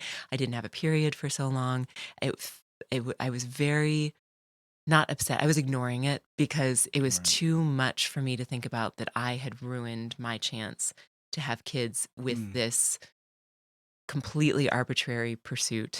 Like, I didn't have cancer. I didn't have a medical and this is, a very self-deprecating way to think about it. But like I created my own problem. And so the way that I thought of it, I bashed myself over the head with like, I didn't have cancer that prevented me from, getting pregnant. I ruined my body being, vain and selfish. And I would argue that you don't things. know that for sure. No, and I didn't. Right. You know what I mean? So and just for what it's worth. It was just my thought process at the time. And I was like, I I couldn't even talk to my husband about it. And I had a miscarriage. And like, there was just, there was a lot going on around that for me. And I just kind of put it away. And I was like, that's not going to happen for us. That's not going to happen for us. And then I got pregnant, and just complete surprise and unplanned. And I was thrilled and scared because I was like, well, I don't know, if this is a viable thing. And I don't know.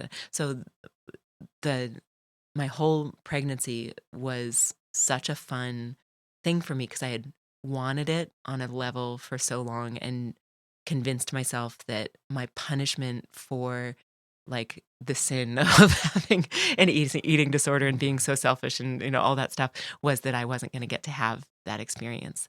And then that all got proven wrong by getting, pregnant. And it was like, there is nobody punishing me for anything. This is just science. This is just like biology. This is just the way that, things happened. And so getting pregnant, and I think this may be the experience of many people who struggle with disordered eating or anything like that, is that it took me out of it in a lot of interesting ways, and a lot of it stuck too. But like, I had something way more important than my own, stuff to think about. I was so invested in growing this little life and so excited that my body was willing to do it. Like, I saw it as a really cool relationship between me and my body. It's like, okay, we are doing something meaningful now.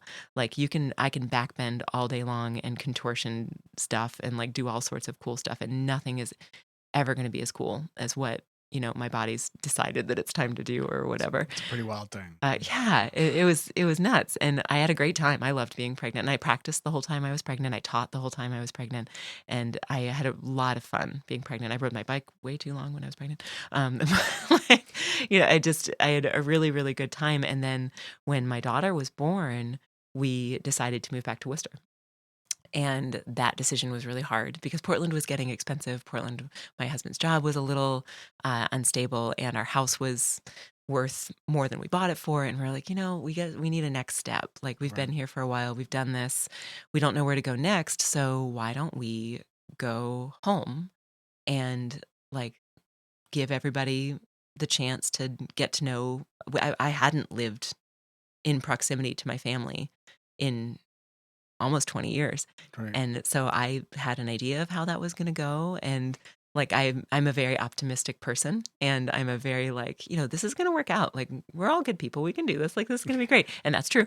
Like, it has worked out. But I was really afraid to move home because, leaving all of the routines and all of the things that I had built in Portland to keep myself safe and to keep myself like mentally healthy, and having to rebuild that all here was such a daunting thing. And then the phone call with Emily happened, and I don't know if I've ever fully had this conversation with her and given her like the full credit of it. And my brother too. I had a conversation with my brother on the phone, and I had a conversation with Emily, and my brother said, "You need to come back.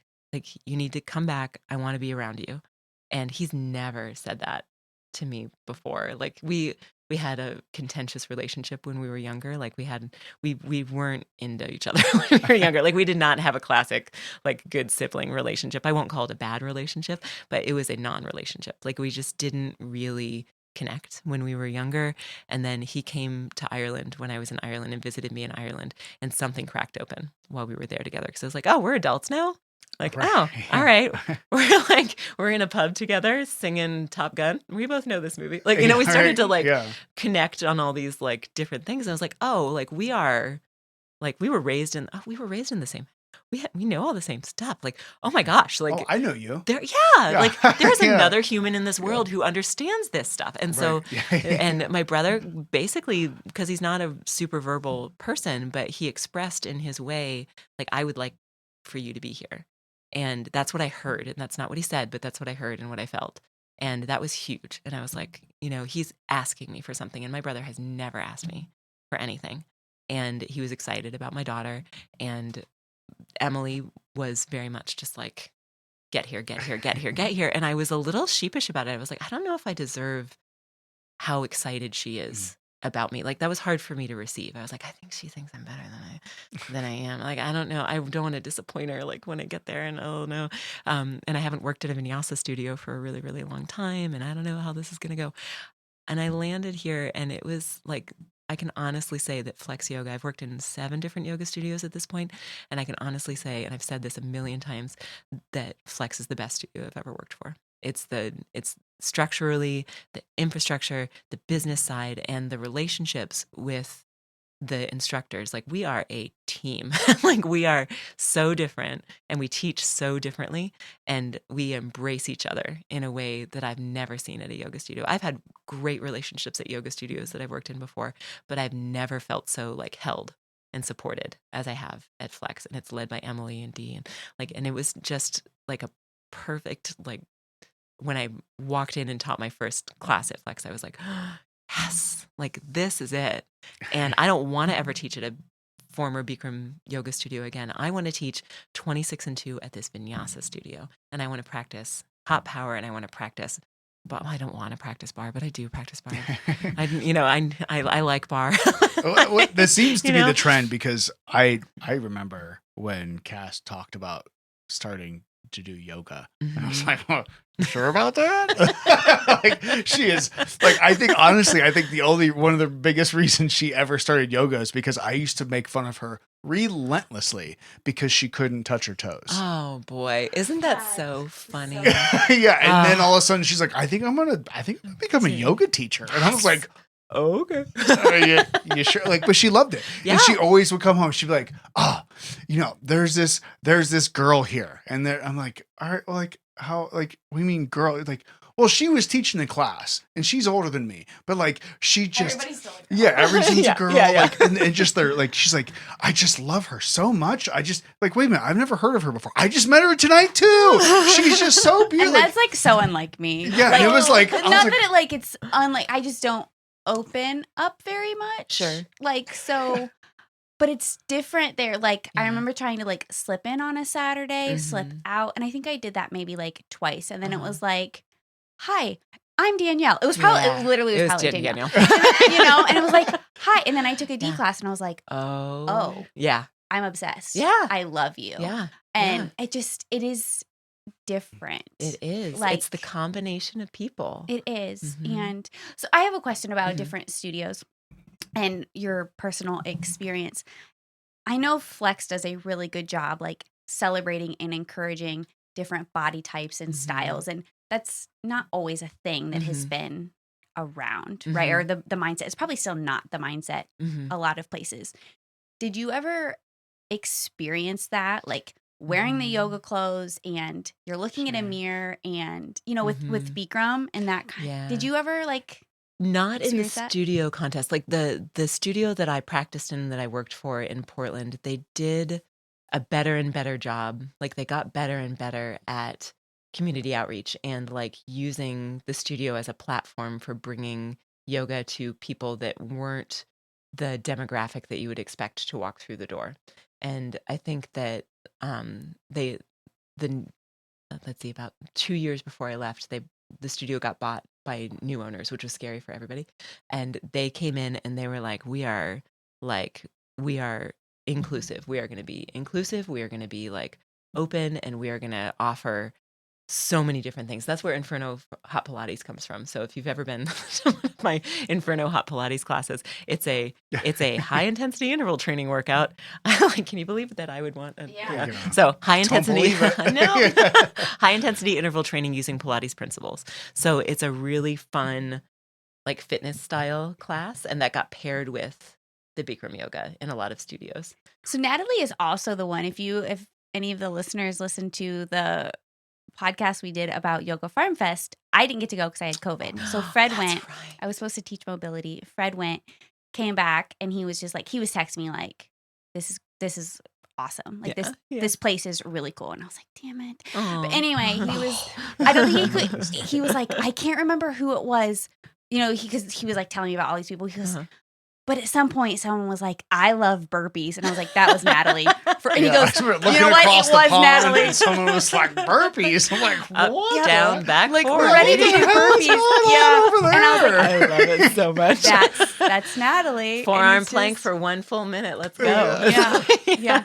Needless to say, I don't take a whole lot of Natalie classes. Oh, you're going to come to 26 and 2 tomorrow, though, right? Well, I think I have this thing. I did do 26 and 2 during the. Well, I did it during my first one during the pandemic. Oh, yeah. When we were able to do, you guys were like recording classes, yes, and I felt like it was safe to try at home because nobody can. Yeah, no one can see you. You're like a full minute. We're gonna back this down to 30 seconds, and no one's gonna know. And now I'm like, no one would care if I stood there for 30 seconds. Yeah. Like, like nobody cares. No. That's the thing. You think that they do, but they don't. And that is a cultural difference, I do think, between the studios that I worked at in Portland versus Flex. Is there was a value placed on your endurance, like your ability to hold those 1 minute poses. Like there was a hierarchy, and there were people who worked themselves up to the place where this is the person who kicks out and standing forehead to knee, and she puts her forehead on her knee and she holds it. And I did, underdog my way like up into that I worked because I did the work and I was there so much, and it just makes sense that I was able to do those things because I was there as often as I was there. And I was one of those people that I placed the value, like my practice was more valuable if I held standing bow for a full minute. And it was demonstrative and it was performative, and it was not me like doing my best yoga. It was me like, you know, showing the fruits of my labors in some way. And I think that was very prevalent in the studio. And then there were people who had no interest in doing that, who were, you know, coming out every couple of seconds, you know, like kind of flopping around a little bit, and like, and that was their style. But I think that there was a value placed on your ability to do things, and I didn't recognize it at the time because I was participating in the system, right? And I was getting, you know, feedback from it, and I was getting, you know, I was getting rewarded for Well, I think there's a time and a place for that. Sure. You know, like if someone's going to yoga for strictly a physical aspect, Mhm. like I think that's great. Sure. Because especially if they're slightly competitive, Mm-hmm. like that's something for Yeah. them to achieve. Mm-hmm. You know, now if you're being, you know, shamed because you can't do that, Right. that's shitty. But I feel like that there's just like there is a place for Mhm. that. Well, you motivation know? comes from a lot of different places. Yeah. And if someone is motivated by doing a little bit better than they did yesterday, or by practicing next to somebody who is more accomplished, practiced, however you want to put it, and that inspires you Mhm. to come to an extra class that week because you're trying to like there is a internal competitive thing that I think can be really useful. And it's just, or it's not, like it just depends on the person. Yeah. Like, and the person who it's not useful for will shy right away from it, and they're not going to do it, right? Yeah, it's important to, I think, even I'll even go one step further. I think Mhm. it's I only think it's okay for people to go and do something that they're good at because besides somebody, because they know like, oh, Yeah. here's something I'm good at, Yeah. because you know why? I'm the best one here. Like, and that's okay. But Mhm.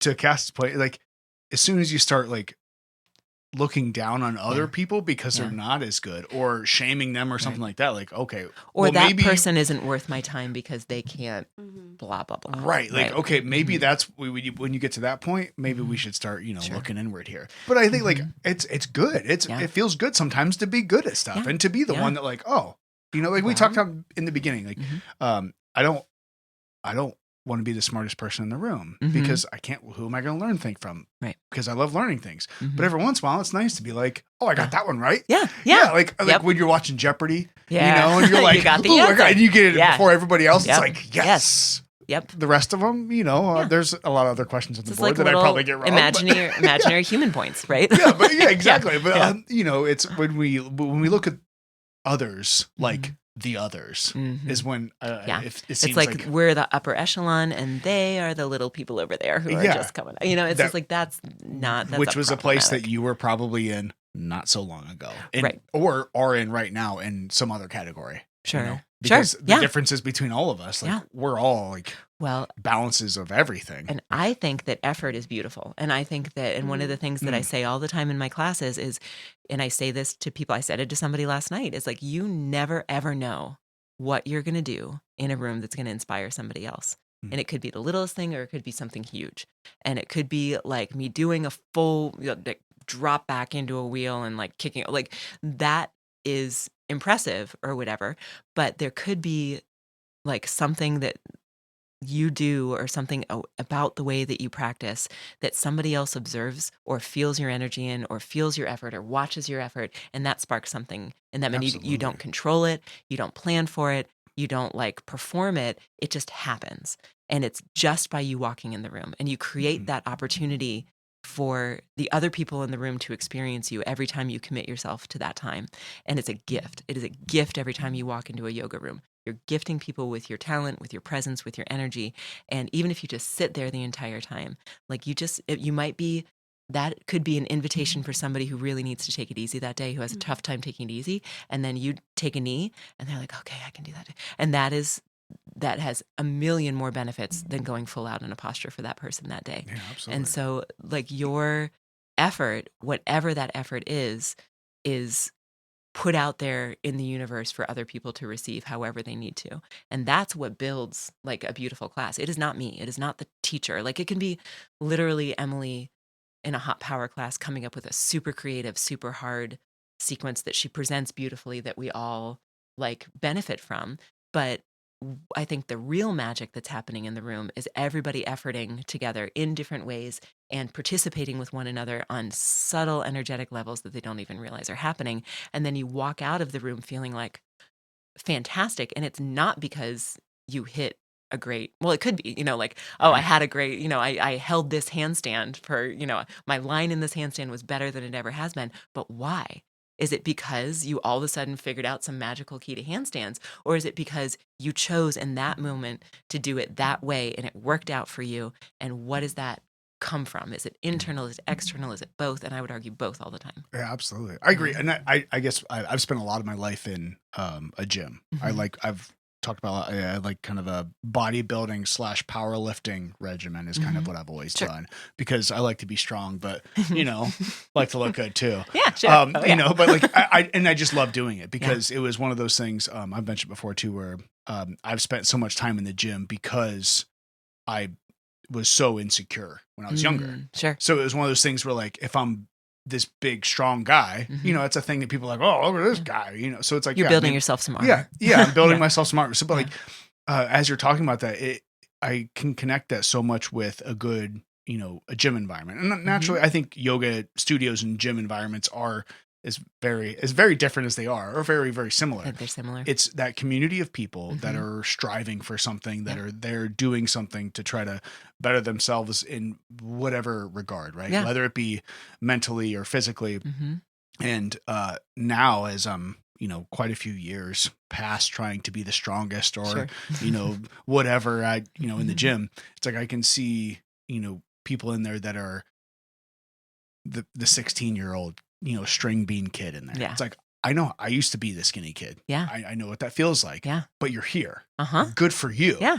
And or the big overweight guy that's in there just, hey, I'm just trying to take control of my life and be a little bit healthier. Whatever it is, like, you don't have to try to get up on stage on a bodybuilding competition. You don't have to try to run 300 miles. No, I mean, because those are end results of effort, and the effort's the point. Yeah. So it's like, you know what, like, or I've been even more motivated by like the elderly folks I see in the gym lifting weights. Like, you know what? You're 60 years old, never lifted a weight in your life, never done anything. And you went, you know what? I want to try to be a little bit healthier. Yeah. I'm going to, get on the stairs for 5 minutes, or I'm going to try to lift some weights to improve my, skeletal structure because I didn't drink milk when I was a kid, whatever it is. Like, it's like, good for you. So like, whatever it might be, as long as there's some kind of benefit that you're getting, and particularly when it comes to health. But there's that community aspect that you can build along the way too, that you meet these people and you realize that, we're all a little different. Right. You like doing back bends. I like doing deadlifts. Well, and I think Emily and I are a good example, because Emily really didn't like back bends for a very long time. And I really didn't like arm balances and handstands for a really long time. And we are like crossing paths. Her back bends, she's been working so hard on her back bends, and they're looking and feeling way better than they used to. And I'm doing the same thing with some arm balancing and handstand stuff. And it's from being in proximity to other people who are working that way and going, okay, all right, I need to make the decision to change this. And if I do that work, then I will get that benefit. It might never look like, my handstand is never going to look like Emily's handstand. And her back bend, well, I don't know, it's on its way. But it's just, it doesn't matter. Like, I never need to be Emily, and Emily never needs to be me. But that doesn't mean that we can't benefit from watching each other's effort and like taking small digestible steps toward finding benefits from that thing that makes us uncomfortable. Yeah. Like I can guarantee you my slam dunk is never going to look like Michael Jordan's. Sure. But I can still have fun. You shouldn't play basketball. Yeah. It still means I could have fun, playing with my child, or, or kicking my wife's ass in basketball, which is going to happen for sure. It's going to happen. Oh, I'm excited. This is something I can watch. But it's just, everything you've been talking about is just another fantastic example. And it just feels so good to see people engaging in whatever it might be that sparks them. Yeah. And being able to reach out and connect with other people in a positive and progressive way of that, whatever it is, sometimes I think we can focus on perfection maybe too much. Sure. And, it's great to focus on perfection and try to get there, but you have to kind of have the understanding that you're never going to get there. Sure. But well, and I think you also don't want to just kind of throw it out the window and be like, well, I'm never going to be perfect, so why try? Right. Well, and I think that speaks a little bit to you maybe, is that like perfection is, or like having, or being the best, like what you said before about walking in the room and wanting to be the best at, this. And there are people who benefit greatly because that's what motivates them to do the work. Like whatever gets you to do the work, it's a trick. It's a mental trick. Like the pursuit of perfection is a mental tool. It is a funny little thing because nothing in nature is like perfect. Nothing is like nobody ever, the most beautiful handstand in the world is not perfect. Like, there is no such thing. There's only the pursuit. And in the pursuit, if you do the work every day, then you've had a good life. Like that is, in my opinion, the perfection. Like it is not the result of your effort. It's the consistency of trying and contributing to the benefit of others, spreading around like your energetic fire when you're like, for lack of a better way to put it. But just showing up, participating, putting in your effort, like that's perfect. And then everything else is a fleeting, fringe, fun party trick, right? Like the way your handstand looks today is impressive and fun, and take the picture and enjoy it and love it and feel really, really, really good about it. Never take that away from yourself. Like the effect, the results of your effort are a beautiful, wonderful thing, but it's, to me, so not the point, because that's not going to bring you back the next day. And some people need, like, I'm going to be like, they see like somebody else who's really good at something and they have to latch on to, okay, well, there's my true north. There's my person that I'm going to get as good at. Right. And then that leads them down another path, and that leads them down another path, and that leads them down another path. And I would argue that person who sees this like thing that they're going toward will veer off in another direction and abandon that path before they even get there, because something else is going to spark. And it's just a never ending pursuit. And then if you try every day, you've had a great, and that actually is kind of an old Bikram adage, that it's about the spine. And if you move your spine in all four directions every day, and then you've had a good life. Like if you maintain the health of your spine every day in like with some consistency, then your core. Yeah. The core of what you are, right? Not much without a spine. Right. Yeah. Yeah. Absolutely. I was going to ask you, what were some of the biggest things you've pulled out of, going through these stages and experiencing what you have in your story. But I can't, it sounds like you just answered that question very, very well. And I don't know a better way to end it than what you've just said, because it was, I think, words that I think everyone could put in their book and live by.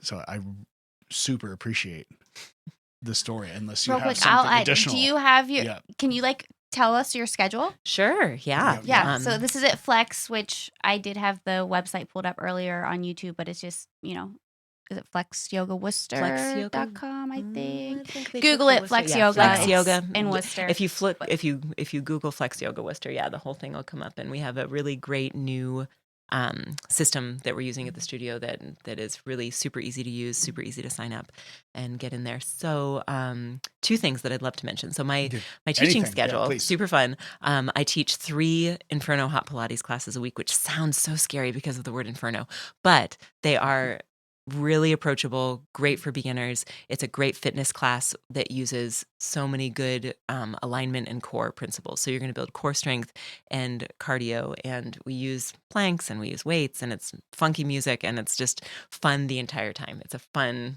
45 minutes. And the group of people that come consistently to that class are a riot. They're so fun and so wild. And so those classes are Sunday at 3. and then Monday at 7, and then Friday at 3:30. So those 3 are super fun to come to. 26 and 2 is Sunday at 1. Every week, 90 minutes. So we only do that one once a week right now. I'd love to add a second class, so we're working on that. And then I sub a lot, so I'm on the schedule subbing for Hot Power. I don't teach any vinyasa classes right now, but I do that kind of on purpose so that I can be a readily available pinch hitter. So I teach most things, but those are my consistent consistent things. And then I would love to talk about something coming up at the studio. There's a workshop coming up in third week of March, 24th, 25th, and 26th. Nick Harris is a dear friend of mine from Portland, and he's coming to Worcester to do a workshop on Friday, a workshop on Saturday, and a workshop on Sunday. So he's going to fly in on Thursday to take Emily's class, and he's going to stay with us all weekend, and he's going to practice with us and do these workshops. And a little bit of his fun story, he walked into the yoga studio where I was teaching in Portland. He had never done a yoga class before. I don't know if he had never done yoga before. Yeah, there he is. He was not an experienced yoga person. He's a professional drummer, and he was coming in to help with his shoulders. And he showed up to my class, and he got so into it and so consistent with it. And he just really liked the vibe, and he liked, being there. And he's a really positive, cool person. And from that point to now, he is in the middle of his 500-hour teacher training. He travels all over with his band, and he is one of the most positive people I've ever met in my life. And he is a beautiful human being. And we're so lucky to have him coming. So he's doing a vinyasa flow class on Friday night. Saturday, he's doing a music and movement class where he's going to play music for us and sing while we practice. I mean, come on. I'm a fan. He's really, he's good. He's really, really good. And then Sunday, he's teaching an intentions workshop. And that's the workshop that he's really been developing for a good chunk of time. And he's been teaching that, I think, pretty much around the country. I think he's gone to many, many different places and taught that. So that's kind of his bread and butter of presentation of like what he's all about, and like what he's really been putting his energy and his focus in is that intentions workshop. But they all 3 work really well together.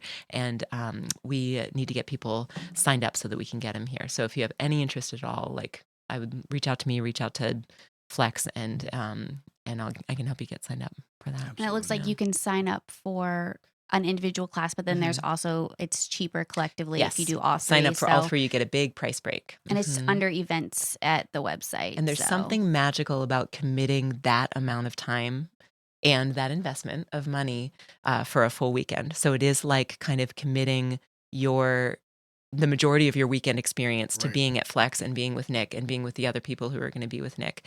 And so that's a beautiful thing and a gift to yourself and everyone else who's going to go. Yeah, so I bet that would be super awesome, because I know I've only done yoga a handful of times. I'll be honest. But you're our prime candidate, by the way. Yeah, I've been You're my favorite person. I've been in the studio a couple times, Sure. Taking a couple different classes, and it's one of those things, at least this one, and Flex Yoga in Worcester is definitely one of those places that, being a person that has never stepped foot in a place like that and experience those kind of things, if you can go into it and essentially leave your ego at the door, sure, it's a phenomenal experience. Yeah. And it's not necessarily quote unquote my thing, right? But there's never a time that I would be willing to say that going to a yoga class wouldn't be a benefit, and that I wouldn't feel better walking away from it. Yeah. And also with the live music, that's super cool, because that was the first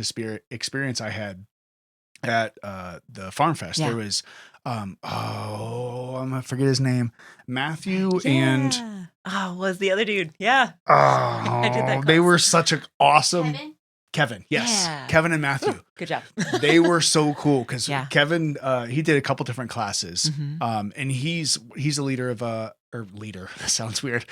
One of guru worship. Yeah. No, he's one of like the people that help organize with Elevate Akron. Sure. Yeah. Him and then Matt, I think his name is Dubris, maybe. He played live music. So he had like a little setup, and he was playing guitar when Kevin was teaching. And it was like live music, and I'm like, oh, okay, like sure, I'm here to help. Yeah. And I sat down, and it was like, oh, this is cool. They were creating something. It was so neat to be in an environment that, like, not only are you have this class of people that are, going through this I don't say going through the motions. Mm-hmm. You're going literally going through motions, yeah. but like with this live music and everything that's happening there with the instructor like doing their thing and the the people in the class doing their thing, and you have this guy playing live music, and this whole it's like an orchestra, all these pieces put together. I love that way. That's so beautifully put. Yeah. It's so neat. It's super awesome. So anybody that even has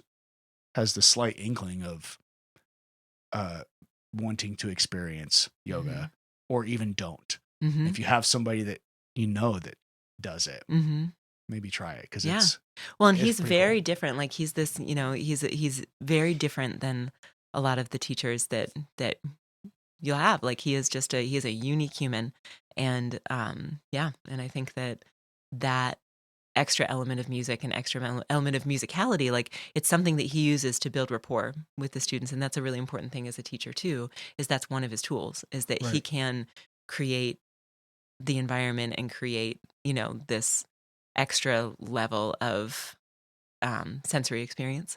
And it's an extra invitation to like engage on another level. I could see that. Well, even just in general, like all of the instructors or teachers that I've ever seen, is obviously when I did the Yoga Farm Fest, I got to see a lot. I didn't take all the classes because I would have been. I had stuff to do. Sure. I had a job. I had a job. That was just a good excuse not to do all the things. I was watching you go around, and I was like, I wonder if Brett's gonna like. Yeah, no, I was way too concerned about electricity and all the audio stuff. But it was even like all of the instructors that I've seen are all a little different, and they're all just like this little. Even the ones I didn't know, it was like you see this person. It's like every instructor I've seen, it's almost like there's something different about that person. Like you have something, and it's all a little bit different of something, and it's like it's so neat to be able to experience something like that and experience this sitting down with talking to you, because you just see everyone has this little. Not to get too woo woo with it, but like everyone has this like little different light. Sure. That they shine. Yeah. And when you see it, it's like, I see your light shining. Yeah. But it's all a little different. And everybody has a why, and you get asked to explore that a lot in teacher training, right? Cass is like coming up with your why. Like, why do you practice? Why do you want to teach? Like, why? Like exploring why you do the things that you do and getting really deep with yourself on like, why do I make this decision? It can help you get out of things, like your why of doing things that might not be serving you versus your why of like choosing to do these other things, like exploring that about yourself. And every yoga teacher has an origin story, and every yoga teacher has a why, whether they've gotten deep with it or not, and it comes through. Yeah. And it's a fun thing to share. Yeah. Well, thank you for giving me the opportunity to share it. Thank you. This is so fun. Much. Yeah. Thank you guys. Awesome. Thank you. Thank you for joining us today. Remember, check out the website, chronic-curiosity.com, to join us at the forum, have some fun, interaction, pick you up a comfy t-shirt, or if you just want to support the show and donate, all that is on the website as well. Thank you. Until next time. See you.